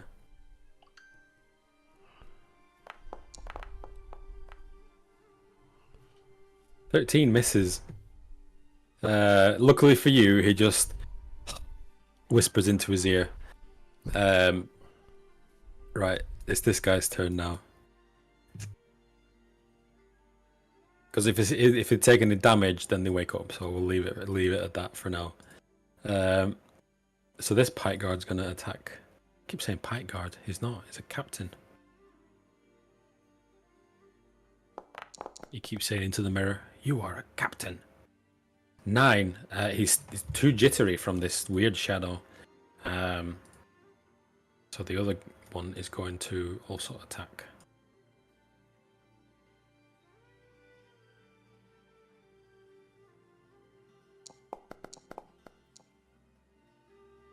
"19. I'm guessing hits. What are you rolling?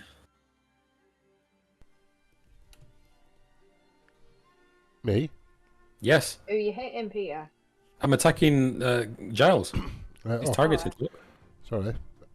I need I'll let you. to roll at least an 8. That'll do. So it's one of my mirror images. For 13 points of damage, and it disappears. Yeah, I've got 1 left. Androl. Right. I can't Hold on. see. Hold on. Oh, thank you. I will get the Fae to go first. Oh, will you? Yeah. Oh, the Fae went after you. Ah, okay then. I will wild shape into a giant spider. You don't have that, do you? We need to sit down and work out what monsters you've got. I will. How about I send you a list of what I'm currently working off? Yeah. Sorry, I should have sent that to you at the start. Giant spider, import. And Foundry, then go. go Foundry Rangers. Mighty Morphin Foundry Ranger. Boom. Squidge. You're big. I can't see now. Oh, are you blind? No, I'm not blind. It's just I've lost. I'm just looking at the top of the roof and it's gone dark. I can't see nothing. Can't see no. It says you've got darkness 60 feet. Need to reload the page, maybe? Yeah, that's a good idea. Oh, so while we were talking about, how far we can see, because I've got Devil's Sight, I can see up to 120 feet perfectly in the darkness and magical darkness. I know, because when I click on your character, it's as if the lights are on. But when I click on everybody else, they're in black and white. No, I can't. I can kind of see it, but I have no light. I can't see anything in front of me. Oh my god. Let me drop some light, maybe that'll help. Please. Does that help? No. What? Hang on, I'll send you a photo of what I'm looking at. No, I believe you, but Oh, just thinking. I can see me.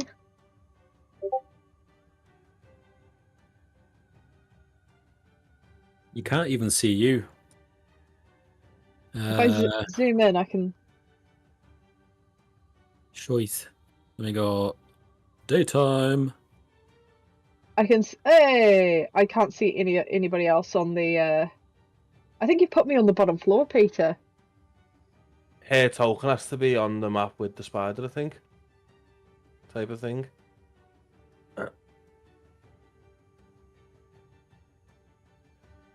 I love Foundry. What about now? Yay! I can see things. Right, that's not I'll you. put- That's you. Put me off to the side, so we'll just There you go. ignore that. Here. Sorry, there's some sort of domestic going on outside my house. I'm not joking. I can hear you fucking dickhead. Yeah, what a nice area. Lovely. So my movement is 30 feet climb. Actually, I will go up the wall here.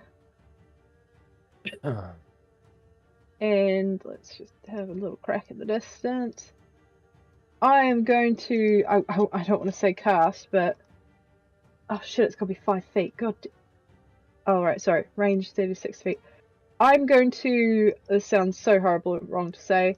Discharge web in a straight line. Go on. I'm putting... And so the... Can't describe this without... It's disgusting. The spider, like... Just add it turns to the list. It's fine. Right, I'm just going to say the spider vomits what appears to be just a ropes and ropes of web. Let it all out. Let it all out. Just ropes and ropes, and it's going to hit. Well, it might hit the frost. No, it's only a 5-foot thing. Just a stream of ropes hitting this white sticky ropes hitting this dwarf. I'm adding it to the counter. You want a targeted attack for his chest? I want to. I'm joking. Do your attack. Oh Jesus! Right. Let me just. Oh fucking hell! Does that hit 17? Doesn't hit. Can I use my inspiration to re-roll that? Yes, but honestly, okay. Oh dear. I'm just gonna have a crack at it again. I'm gonna re-put it in the chat. Oh shit, I won't let me roll. So I'm not putting him in the initiative. That's what I'm like. When does he get an attack? Oh wait. Go on. I'm just gonna roll a d20 and use the +3/+3 thing. 16? No, that won't fucking hit. Add your +4 to it because you still got bless on you from when that woman entered you. It What? was never Do it was never specified how long it lasted. You said she went into her. Remember at the top of the thing, that woman when we freed her, she went into Shardy's character, and you said that it was like she's got a permanent bless on her. I didn't say permanent bless. There's no fucking way I'd say that. But there's been no thing of like. Don't pull a Sarah on me. No, there's been no thing of you said it's gone or anything since she's been inside. Who's wiggling the spider? Me. Right, I'm gonna have to call no. Okay. Okay. Permanent bless. Why would I? Okay, in that case, stop wiggling the spider. In that case, it will be the phase go. And rather than the fairy on the back talk, the corgi opens its mouth instead. And like a little kicked off and goes, "Please, sir, drop the gem." And looks very doe-eyed at the dwarf. Is this a thing? Yeah, she gets advantage on things Persuasion. on interact with it. The charmer has advantage on any ability check to interact socially with the creature to get it to do what it wants to do. That's like, Roll persuasion then. You're gonna have to roll really fucking high though, because this guy really loves this gem. Shit, I gotta check what persuasion this thing I'm gonna call it has. DC 16. Let's see. Persuasion uses is it charisma? Yes. Yes. Right, there's a +3 on that. So 1d20 +3. Fuck. So He, with a clink, the gem drops, and he stares at this gem in horror as what is just done. and the corgi moves and picks it up. And oh, what's it? Oh, you fucking idiot dwarf! So the corgi goes, "Thank you, sir," like some sort of English orphan, and goes and picks it up and toddles. Let's see, 5 feet, and then just toddles dutifully towards the spider. And the corgi looks very. I can't move the corgi because it's technically dead. Just in case you haven't still got it up, don't forget that you do have face step as your bonus action. Oh, I do. All right, never mind. The corgi Right. walks. What, Peter? Nothing. I'm just reminding her because it is there. I don't know if she scrolled up into the chat. That's metagaming. I've written notes now. I've got it. And that's the phase term done with the gem in its mouth.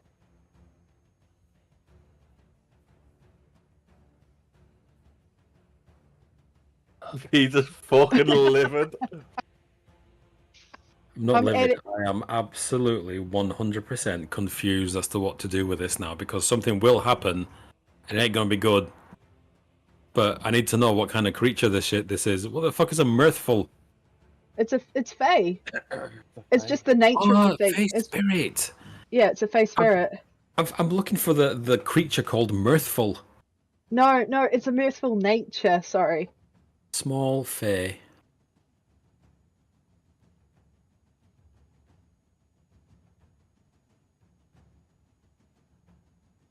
And this creature, is it? What is it? Does it exist in real life? What is it? Yeah, it's a summoned Spirit. creature. So you've It's only reached into the spirit Feywild and plucked a creature out, and pulled it through this into this dimension, this plane of existence, and it's here now. For Yeah. how long? Till it dies. Let's see. Up to 1 hour. Up to it's And concentration. it's only Oh, a shit. corporeal form, Peter. What happens after an hour? It goes. Yeah, but what happens to it? I It- suppose. It Does it disappears. go back goes. to the Fey?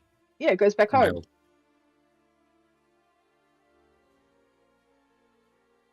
Wild. Fucking hell, shards.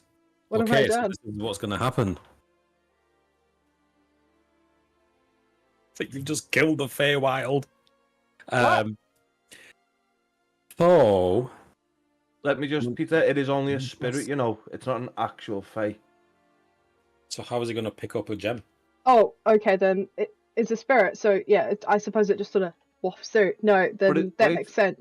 Hang on, you've called forth a fae spirit, but it does say this corporeal form, so it can actually touch stuff.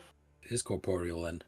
Yeah, But- but it says it's a spirit, which I don't But when understand. when it goes home, does anything because it is when it goes home because it will return as a spirit? Does that mean it just drops anything it had?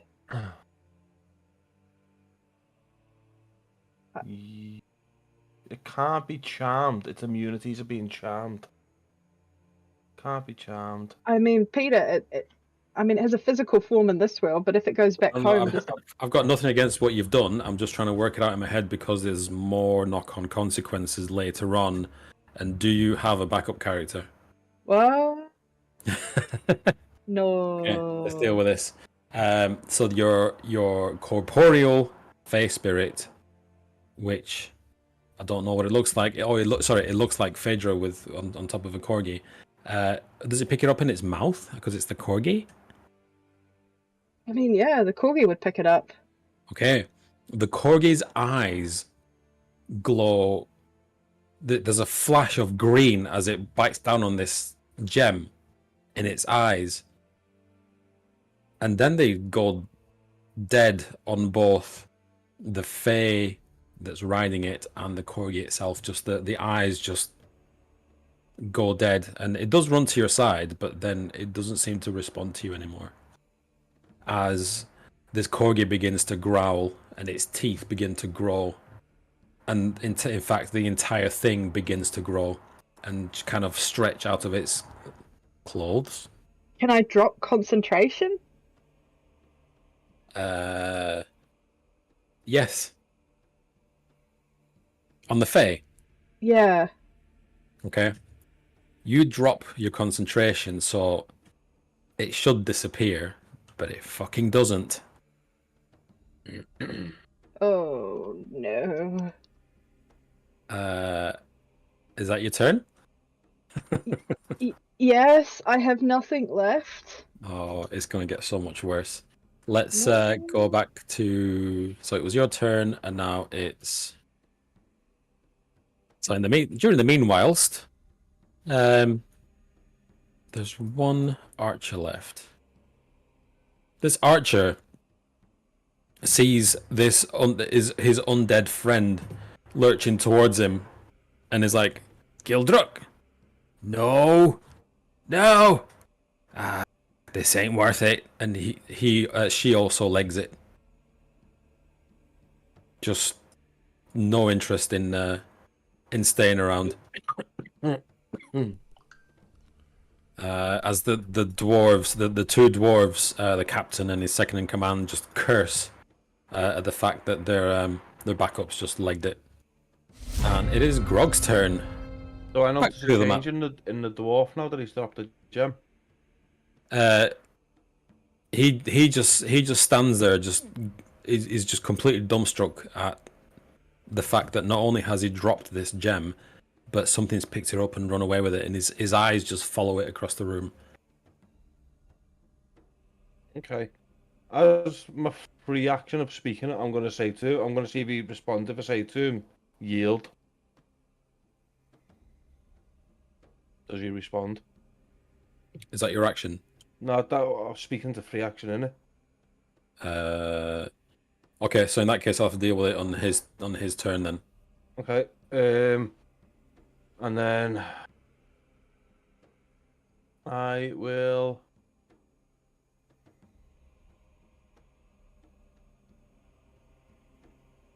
just would this just be a normal attack, Peter, if he's not even concentrating on me?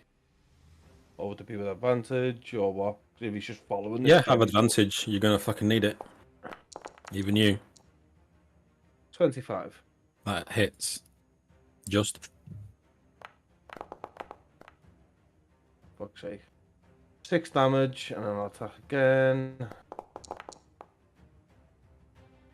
24. Hits. So 12 plus 6. 18 damage to him.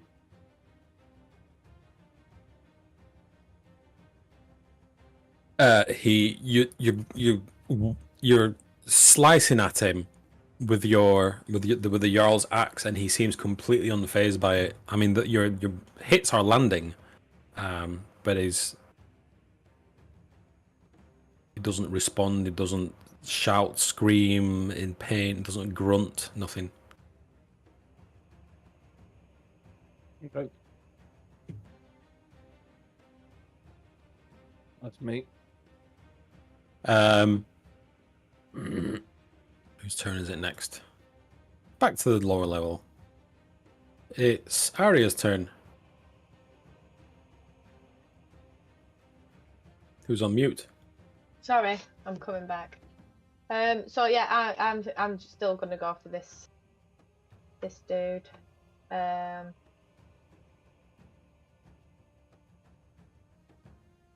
With some more daggers. I just want to tear chunks out of him.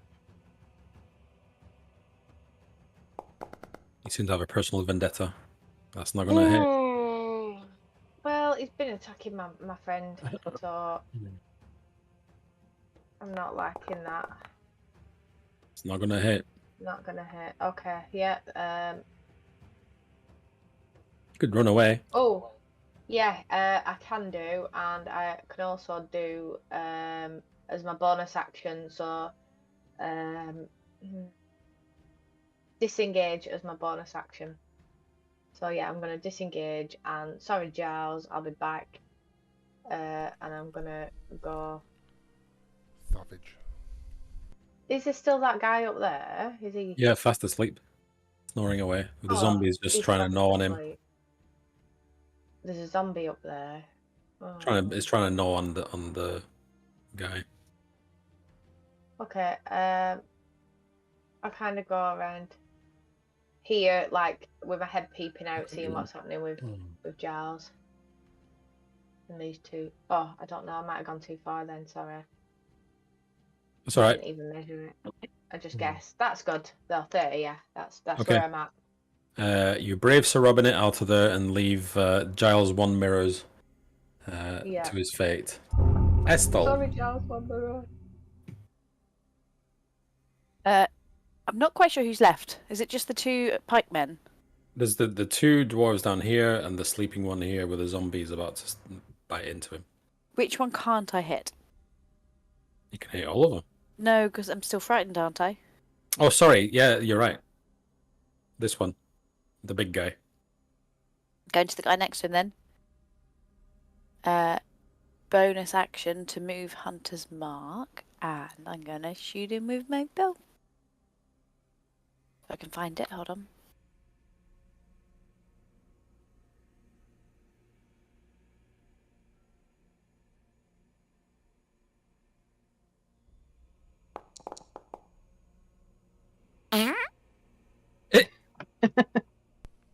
I'm afraid that misses. I've got some real performance anxiety tonight, haven't I?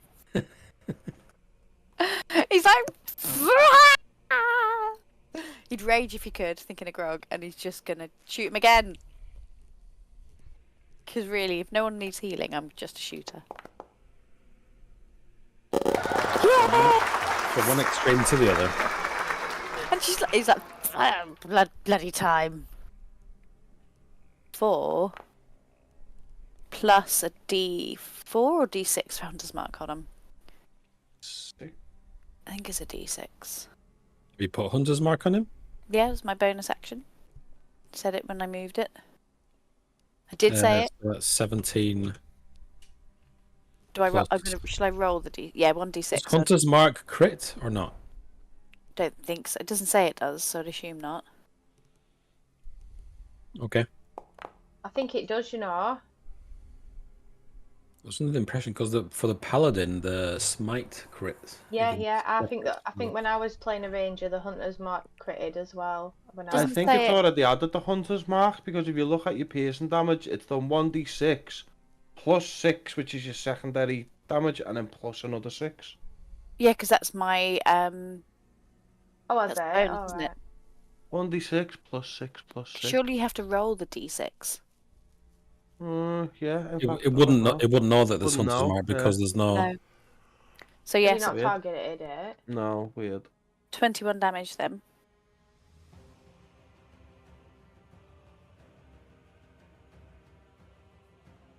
That's still pretty decent, though, isn't it? Hold on. Good enough for a hit and a miss. Yes, the damage from Hunter's Mark is also doubled on a crit. Yep, thought so. Nice. Whatever that is, 8 plus 17. And if you add, for some reason, sneak attack, you could add those as well, but you don't. Oh, no, I don't sneak. Thank God for that. Yeah, so roll your. So you did I did, yeah. So that's 4? 4? 4 times 2, because it's doubled. I didn't roll 2. Unless you want me to roll 2? I can re-roll and do 2. It's Or we fine. can double the 4. It's fine. He shrugs it off anyway. A volley of arrows lands on him. And quite a few hit. Unfazed by it. Is that your turn? Yep. Giles. Hit me with your best shot. Can I get rid of this template now? Yeah, yeah.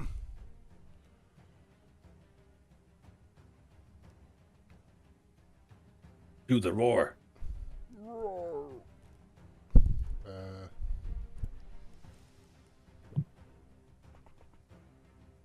Have I took you by surprise? No. Can't take Giles by surprise.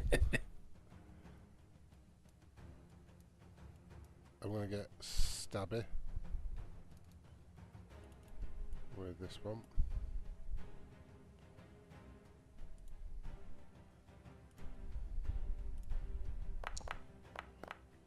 Oh, You know what I'm going to say? miss. Yep. And then as a bonus action, I am going to Shadow Sneak. What is that? It's like teleportation. As a bonus action, you can expend 2 of the. I can't hear you. As an action, you can expend 2 of the one's charges to teleport up to 220 feet to an unoccupied space. You can see that is in dim light or darkness. Is that Vortex Warp? No, it's Shadow Sneak. Where is that? Frit Wand. Oh! Frit Wand. Frit Wand.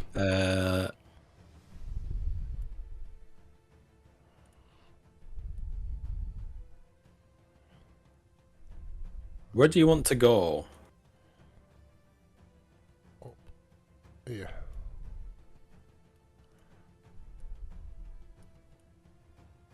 Where's that? Can you see that? No. Near the Alright. tower. It's probably the furthest I can see. So everything, your vision compresses as you visualize the tower. And everything goes dark as you disappear. Right.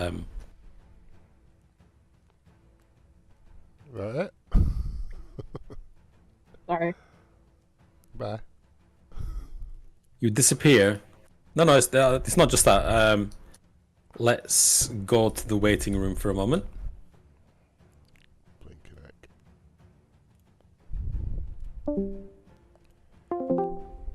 Hello. Hello. You disappear for a moment, and you appear in a huge cave. This cave is very dark, but you can still see around you, and you see piles and piles of gold and silver and chalices and ornaments and all kinds of things.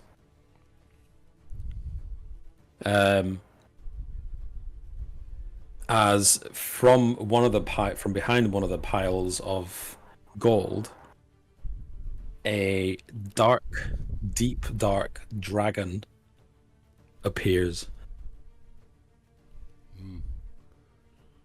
And he says, I was wondering how long it would take you.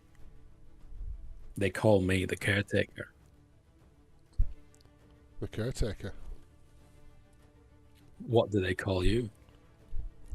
They call me Treetops. Giles of the Treetops. Why do they call you the caretaker? Don't worry about that for now. He says, my real name is actually Creston. Creston the Black. With a K. He says, I'll let you run along with your friends for a little bit longer, but you have borrowed something of mine. And I don't need it back just yet. But it's a very powerful artifact, and not just anybody can take it. Although I notice you did dispatch my previous necromancer, and I see you want to take up his mantle. So, as I said, I'll let you run along, and I may or may not call upon your services at literally any time. Borrowed something of you. And you appear back where you wanted to be. Right. As you zap back into reality. Let's go back to General. Yeah.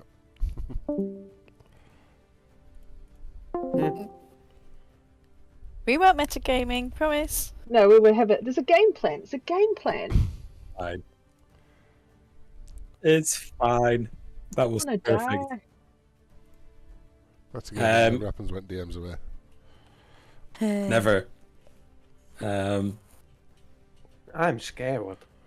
You appear. For a moment, you disappear completely, and then you reappear in the location that you wanted, next to the tower. Cool. That's my turn. Cool. Peter seems far too happy. This isn't good. Next up is the Pike Captain. Oh no, this Pike is second in command, who is just looking around confused. And he looks at his superior and says, "Listen, I'm not really up for this. You know, he hasn't paid us for weeks, and can we go?" And his captain looks back at him and says, "You're bloody well stay where you are and finish the job." So with a huff, he's gonna go 5, 10, 15, 20, 25, 30. And so is his friend, who is going to spot Giles, and he's going to dash 5, 10, 15, 20, 25, 30 as he dashes up to the steps and says, And it's Andrel's turn, so we're going to go back to the other room. 3, 2, 1, you're back in the room. And 3, 2, 1, we're back in the room. So, question. The Fae Spirit was small, and now what's it grown to? It's growing. Oh, it's still growing? Yeah. Oh, no, Brian. His skin turns a weird pale blue, the same as the dwarf. I want to shoot wet, sticky ropes at it and pin it to the ground. But I mainly want to focus on keeping the sort of like the mouth open. I want to pin the head and the rest of the body. Like, just think, if you will, as just a web net to keep it pinned down. Okay. So I need to. I don't even know what stats it's got. Let me see. It won't let me. I need to make you a Fae Spirit, then we have it. Eh. It won't let you because you didn't roll a d6 to recharge. Oh, right. Roll me a d6. If you get 5 or 6, it recharges. Otherwise, it does not. You don't have web. If I splitted my load. I am not sorry. Sorry, not sorry. But I will add that to the counter. Fudge. So that was my go, wasn't it? What was your goal? Sorry. The web. No. Oh, right. The recharge is free. It's just to see if you have enough web in you. Oh, okay. Can I? This is. I don't know what you would call this. I basically want to use my. You know when a dog eats something that it shouldn't, and you're like, "What's in your mouth? What's in your mouth?" And you like pry it open. So, I want to open the corgi's mouth. I want to get one leg in the upper, hook it in the upper part of the mouth, hook it in the bottom part of the mouth, tilt the head down, and like shake the corgi to get the gem out.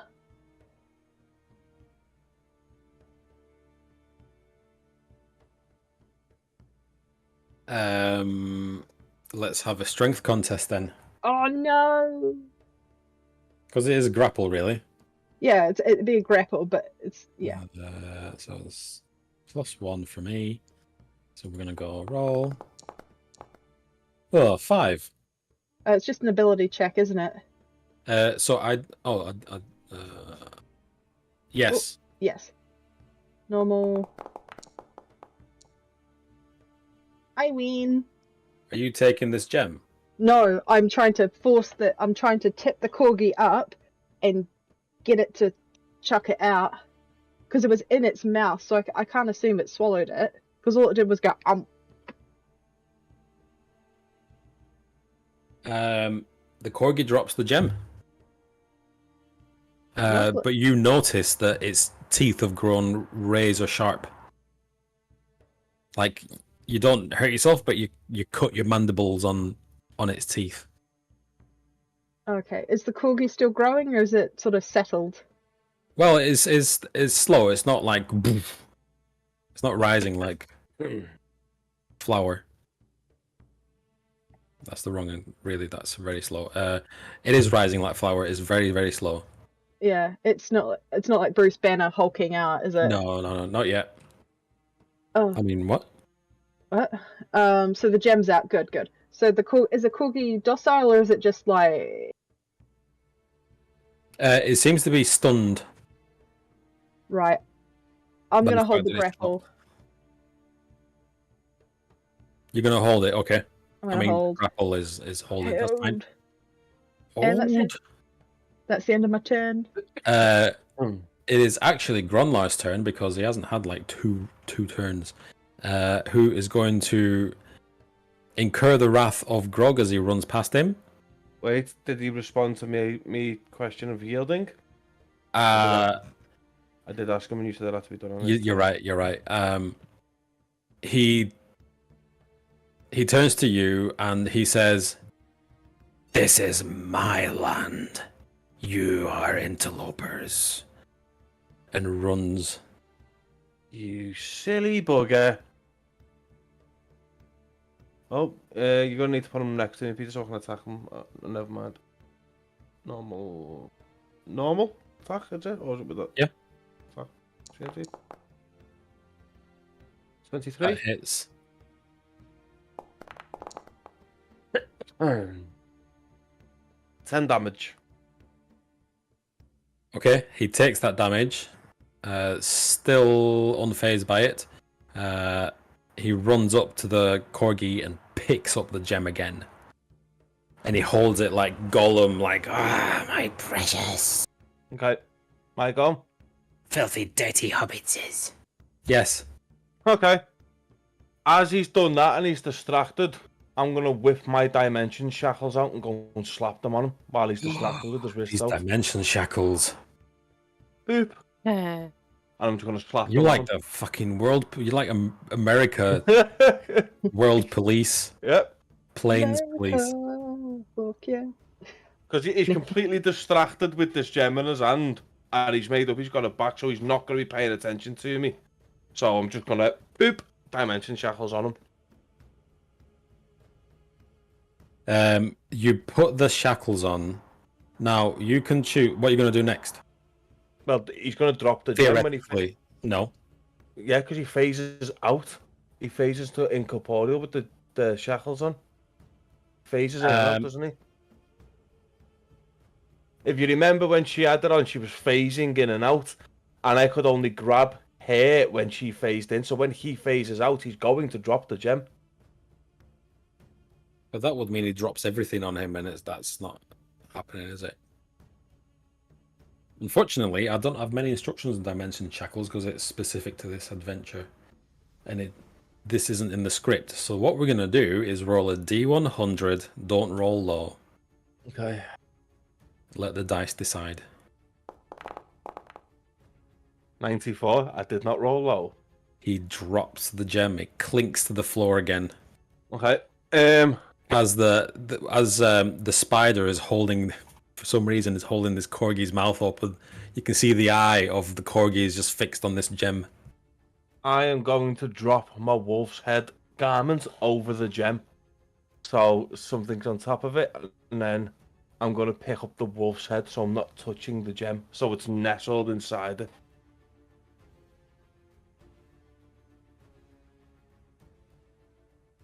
You get what I mean? So it's cradled in like a bag, like the inside of the cap of the wolf head, and I'm going to pick it up by like the flaps, so I'm not touching the gem. Okay, that's fair enough. And then I'm going to like make that'll have to be your your action. Yeah, yeah. I'm gonna make a little parcel, wrap the like the long parts that run down my back, so you can't see the gem now, and I'll just tie it to my waist, so none of it's touching me. As Grunlar phases in and out of this existence, you can see him heaving as every time he phases back in, he seems to age more and more. Is that your turn? That is your turn. I believe so. Yeah. That's got to be your turn. Yeah. Okay. Back to the lower look. By the way, can everybody else see what's happening? Because I've pulled your tokens in, but... Yep. Yeah. Brill. What would you like to do?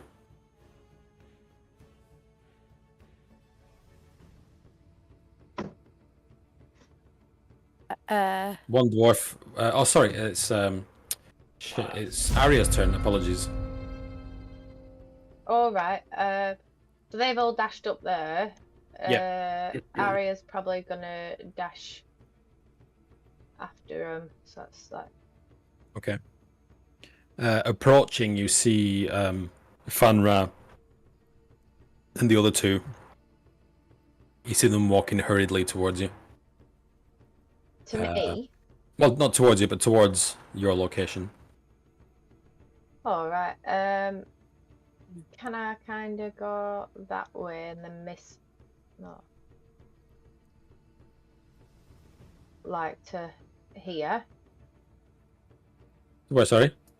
Who's coming towards me? Sorry, the druid woman. Yeah, all three druids.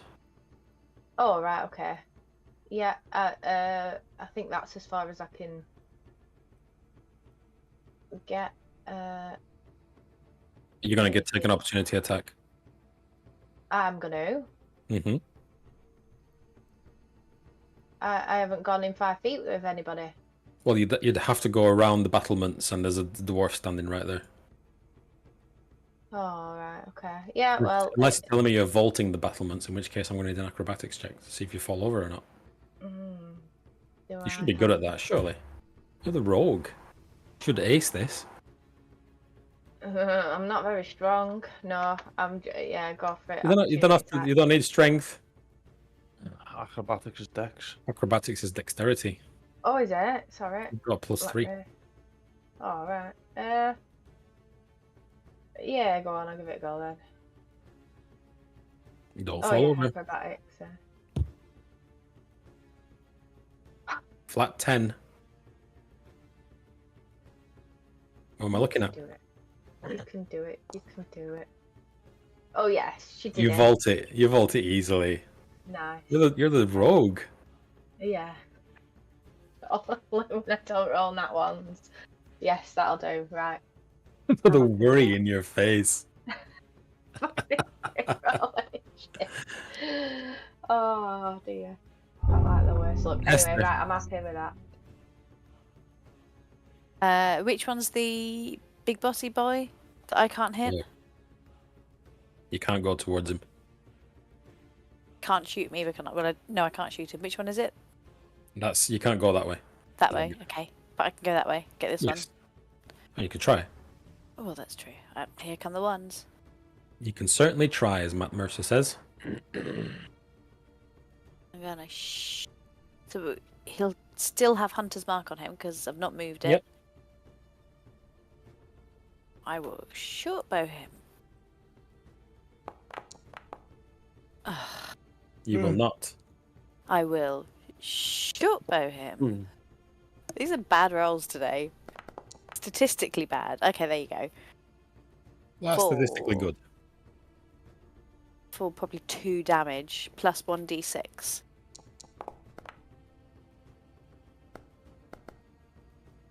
Not bad. For 11 damage. Could be worse. You see the arrow thud into him. As he takes it right to the stomach.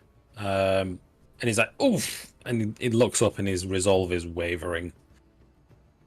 I'm going to move as well. In which direction? That way, away from the... Don't want to get run over by accident. Okay. Giles of the Treetops.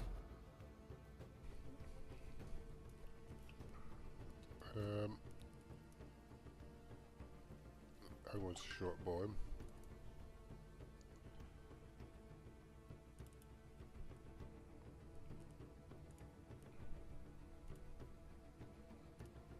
Shortbow whomst? Oh, this guy. 18. 18 hits.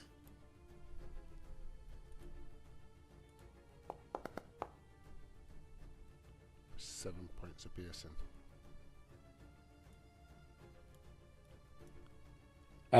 7 points of piercing. Yeah. Not 76. 7. Either way. He's bleeding. Like your arrow sticks into his shoulder. He's like, ugh. Then can I go up these steps? Yeah. Double movement speed, but yeah. To get through that square.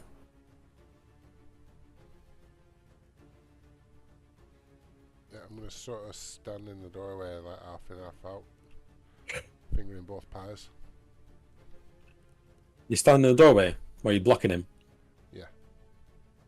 Okay. This guy here, he's pretty badly wounded as he cradles this arrow sticking out of his belly, and he just goes, "So this for a game of soldiers," and he starts running and uses his dash action to exit.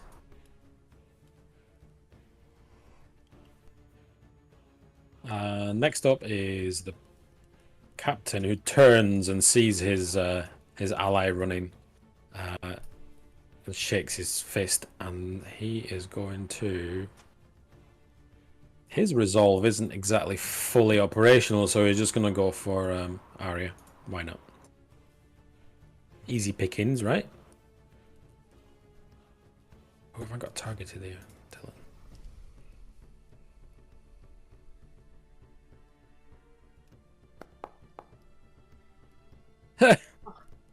Yes. No, that doesn't hit. That doesn't hit. His pike Dodge clangs out off the the. Yeah, you dodge out the way and it clangs off the rock behind you. Oh, nice. Androl. Right, so the corgi, is it because Grog's covered the gem with his wolf hat? Is it still like trying to wedge its way towards It's eating not dumb. It knows that it's there. It's not a real dog.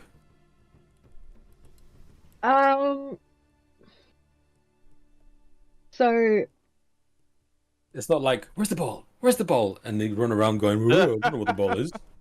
It's not like that at all. no, so it's well aware of where the gem is. Yep. So is it still expanding? Yep. I am going to. I've grappled it, Mm-hmm. and I am going to bite this sucker. This mother sucker.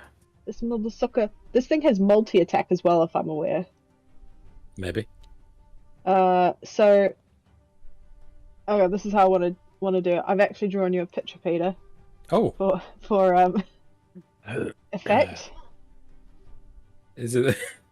Is it the guy that's spooging webs all over the floor? No, it's not that. All right. Oh, That that's was Chris. me. It's Microsoft Paint, thank you. This was my own creation. Keep him busy between rounds. I love it. I am. So as you can see, obviously it's not proportionate to size. I want the spider to crawl. I want to basically, instead of holding the mandibles, I want to wrap my legs around and like sort of lock the dog, the corgi's mouth in like a hold. So effectively, corgi's here, and I'm just squeezing its mouth shut. And then I want to chomp. Also, you're holding the corgi, not the gem. I'm holding the corgi. I'm not going anywhere near that gem. Tell me again what you're doing. I've currently got the corgi grappled, and I want to basically put my mandibles around its mouth and lock the mouth so it can't open it. And while in that sort of locked position, I want to bite it.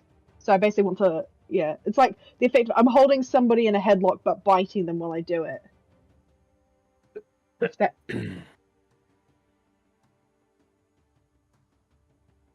Okay. I mean, you've already won your grapple. So I'm just biting it. So attack. You do it with advantage because it's grappled. Oh yes. 23. Does it? I don't know. Does it hit? Let me check its DC. Oh, its AC is 15. Yeah, it does hit. And then damage, which is normal. It takes 7 piercing damage, and then Just, don't know what this- I don't know what its hit points are, so I just knock it off. 30.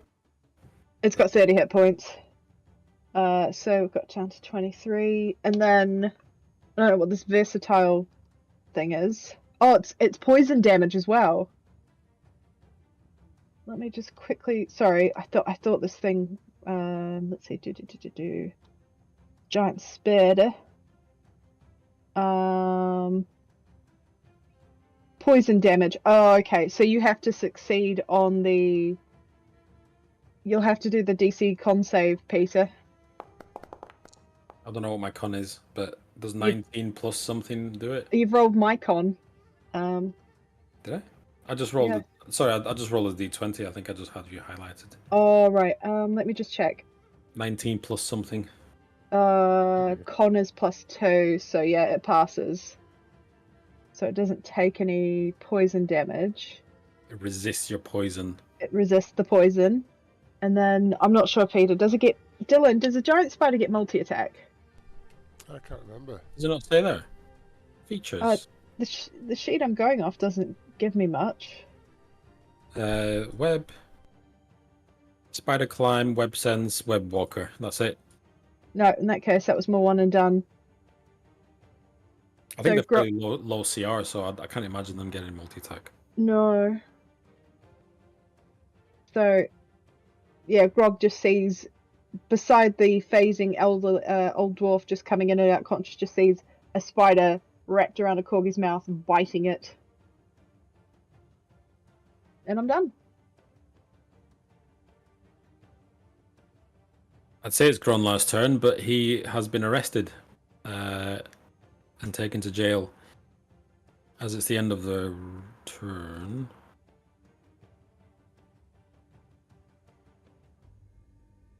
What's the rest of the team doing? I'm conscious of the time, and I also want to speed it up a bit because I didn't expect this to take a full session. What's the rest of the team planning to do? The outside team. Arya's following. What's he called? Dylan's character. Where's Dylan going? Where's Giles? I were heading into the tower, but I were sort of like head half in, half out, waiting for people to join. Okay, so up the path you see the 3 druids running up as well. What does Esther want to do? Well, he can't run towards the guy, can he? So, he would wait for the druids, surely, or go towards them and ask them what they're up to, because they're his people. Fanra speaks first and says, "The gem. We need the gem." Okay, well, it's inside. I think. I hear lots of clamoring, so I know something's going on. So they look to the captain of the guard, and Fanra says, "We don't have time for this," and her eyes like grow this sickly green, as her voice changes again, and says, "To the mud with you!" And vines just sprout from the ground. The pathetic, sickly, twisted vines wrap around him and literally pull him in underground. And she looks at you and with her normal voice again says, "The way's clear. Let's go." Lead on, my lady. Okay, and everybody runs upstairs as all this is going on.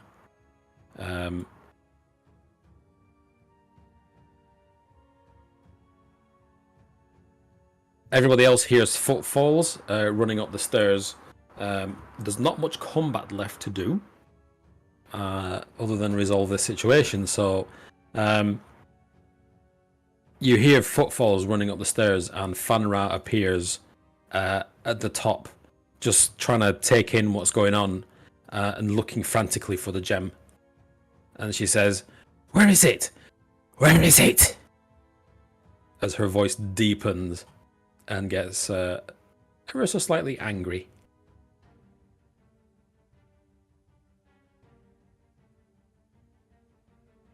Anyone answer? Grog, The, go on. go on, Grog. No. You go first.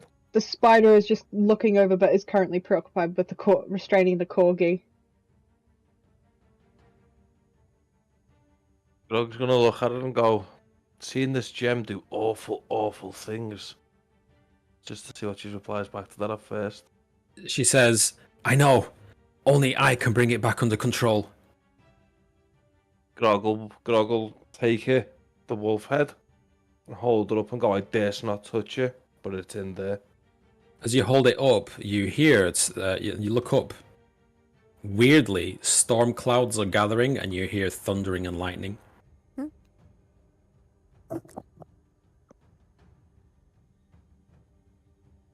Does she take it off me? She stands there. She's looking up at the sky, and she's not quite sure what to do. Any reactions? I'll jump off the corgi, seeing the change in the atmosphere and growing in the forest, reading the signs with Suri. I'll take that as a bad sign, and I will get between Grog and I've forgotten her name. I keep wanting to calling it Phaedra, Farron, or Fenra. Fenra. Fanrai. Yeah, and you know when spiders do that sort of like they flash their They rear mandibles. up. Yeah, just be like it's the same sort of no. So you're stopping her from getting the gem. Yeah, I'm stopping her from getting the gem. Just say this is bad juju. No. She says, her voice just it's otherworldly. She's not sounded like this before, and she says, "The balance must be restored." And on the word "restored," a crack of lightning hits the ground as this lightning doesn't abate. It just stays like just zapping the ground as it begins to grow and grow and grow wider. And with a even brighter zap, you all kind of shield your eyes as this brilliant light blinds everyone momentarily. And when your vision clears, standing there, you see 4 huge women in full armor, gleaming, and they all speak in one voice as they turn to Fanra and say, and it's as if you're hearing it in surround sound, and they say, "You are the one who has tipped the balance away from what it should be. You will yield to us, and you will yield both the gems."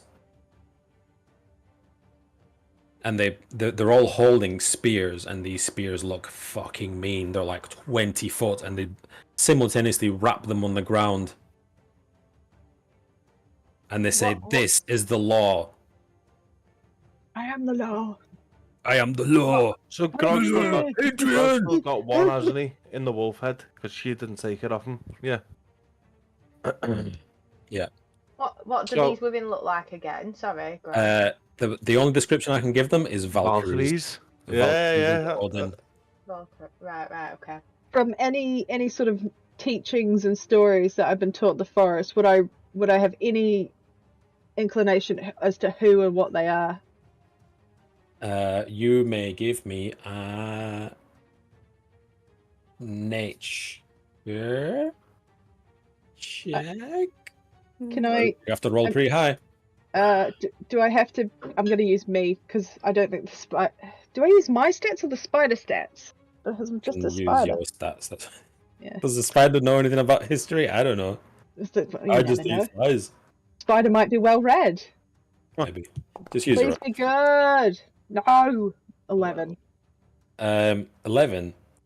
You don't recall anything about I Valkyries? feel like Grog would know what these things are because Valkyries are warriors who want to die in battle, and barbarians want to die in battle. And being a Goliath, I'm out in the mountains among the stars, and I think Grog would have a good idea what these things are. Purely from a warrior point of view, I've heard tales of Valkyries and how they died on the battlefield and stuff. Okay, sure, you have. Now, I will turn to one of the Valkyries and I'll say, I Grog Strongjaw, took this gem from, what was his name? What was the dwarf called? Grunlar. From Gronlar, and I'm going to hold the wolf's head up. And I'm going to say, to whom do I give this? This one, well, they all turn to you, and again with a single. Oh, I've dragged the wrong one in. Shit, wrong art. Never mind. With a single voice, they say, "A mortal carries the gem," and they both point their spears directly at you. You do not want to be pierced with these spears. Not No. even Grog could take this. I'm not gonna. I'm gonna say yes. I am immortal. I have no need for this gem. I have no want for this gem. Who do I give it to? I was merely taking it from an evildoer. One of them steps forth and opens a gleaming, like chrome-colored metal box, and says, "Did you touch this gem?" And the other one says to her, "No, sister. He is untouched." That one, though, points at Grunlar, and one steps forward and just lances him once, and lifts him up into the air on the end of her spear, and says, "This one is beyond redemption." And she just slams him to the ground as his lifeless body just falls dead. I'll shake the gem into the box. Your shackles just kind of skitter across the floor, as he is practically mummified. By the time they're finished with him, there's just no light. All the life energy has been sucked out of him. No, I'll drop the gem into the box. But I'll say to them, I have one request for giving this, and it's only a small thing. And I'll point. You, a mortal, would request anything of us. I'll point to the frost giant in the corner, and I'll say, "What does he have to do with all of this?" A simple answer is all I want. They look over to him, and she says, "It is of no significance to you, mortal." Okay. I'll say to her, "That's also been touched," and point to the corgi.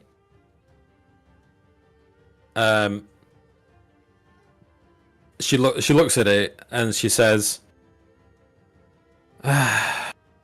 "Okay," and she stabs it with her spear, and the thing just disintegrates in a cloud of smoke.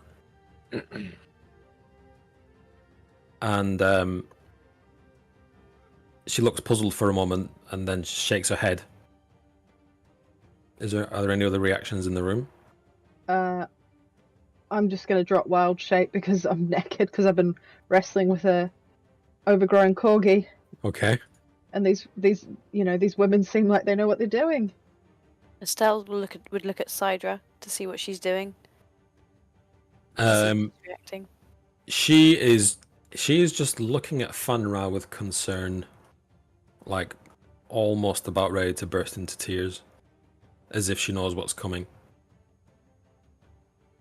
So he would ask Sidra if should he act. Sorry? Estelle would ask Sidra and look to see if he should act on her behalf. She doesn't say a word. She just eyes just bulging wide open, just like shaking her head no.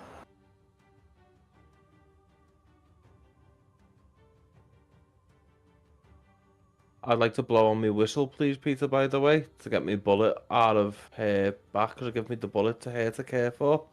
And before these make her go bye-bye, I want me bullet out of the So out of you've the put, sling.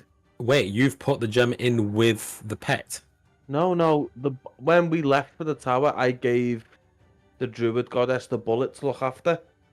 Oh, Gives But the doggy backpack Yes. to the So I'm like, before oh, these not another Valkyrie pet. make her before these Valkyrie make her go bye-bye, I'm gonna blow the whistle and make the bullet come to me.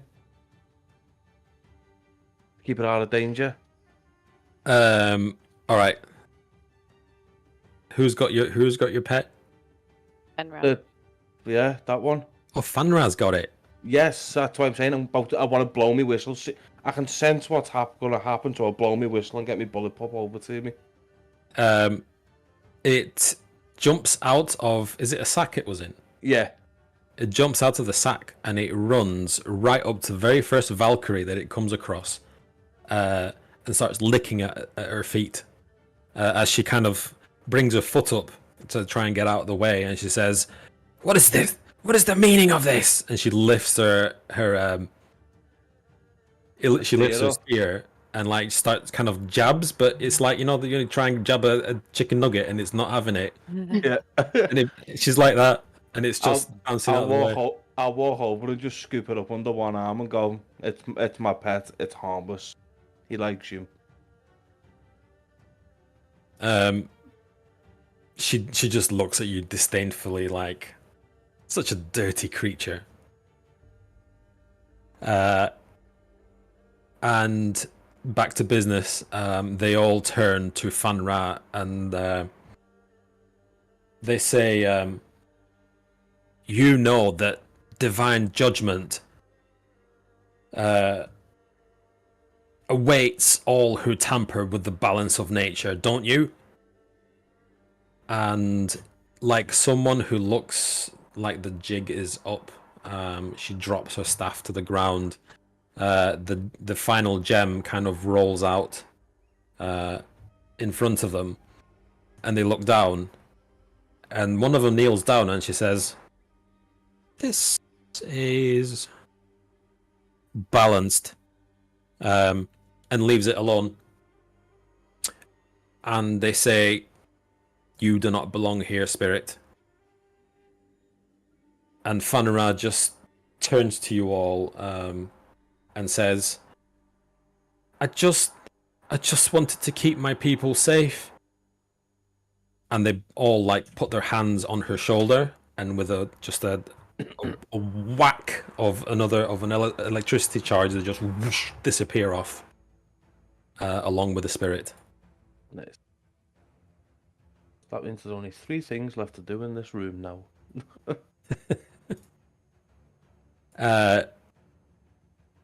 Sidra bursts out crying as their guardian has left, but she picks up the staff and picks up the gem and kind of the one that's left and just kind of pushes it back on, and she wraps it into the ground, and it glows a nice cool blue.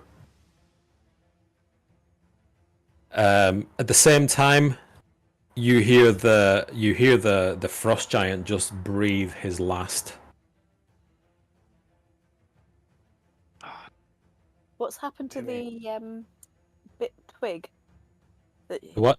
What's happened to the twig? The gold leaf? Oh, The one I gold have. leaf was shining gold, was it not? Yep. It is now shining green.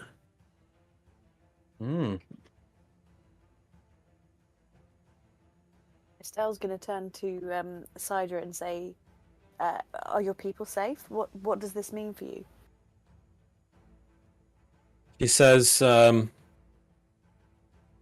she seems to gather her resolve, and says, "We will be okay."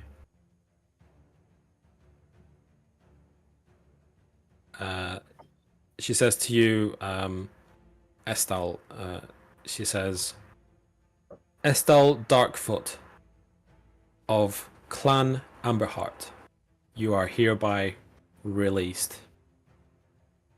You may go where you please." Thank you, my lady. Did you just say that the frost giant breathed its last breath, or it's about to? Has breathed his last breath. Oh, why would you kill it on me, Peter? No, there's a frost giant. I'm going to ask the druids, for every favour we've done, could you please bring that back? As it's only just passed, they can revivify it. Because I want to speak to it. Revivify it.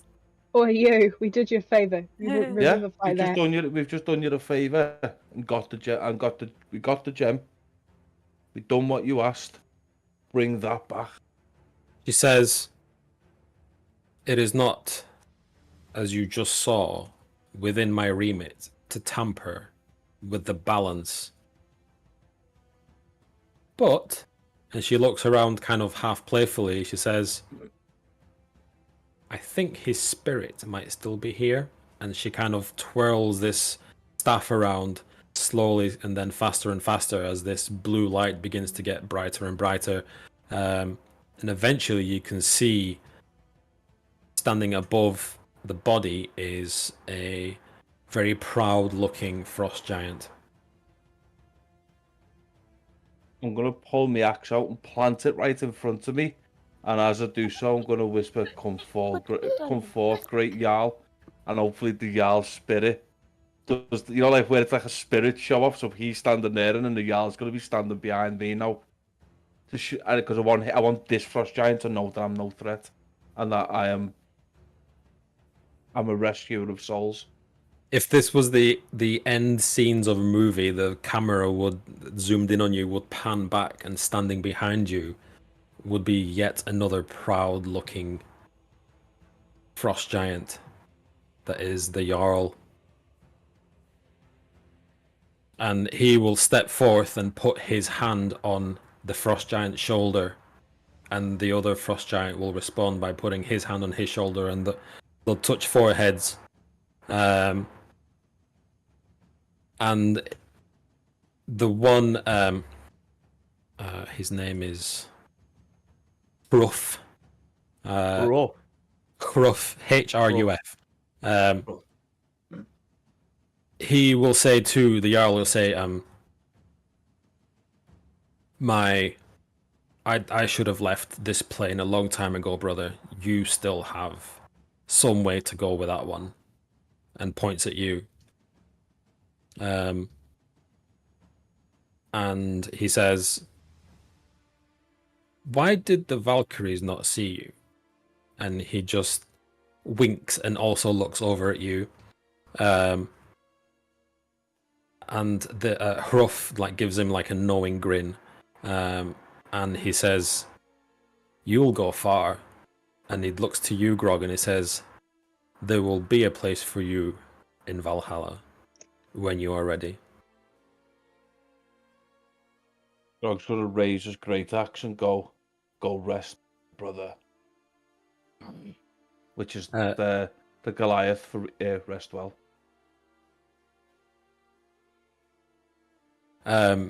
He bows, and then he bows to the other frost giant.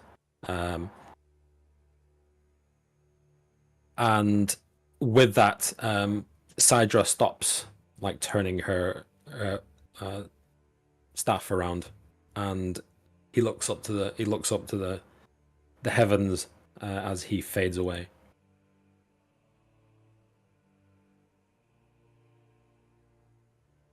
And we shall end the session there.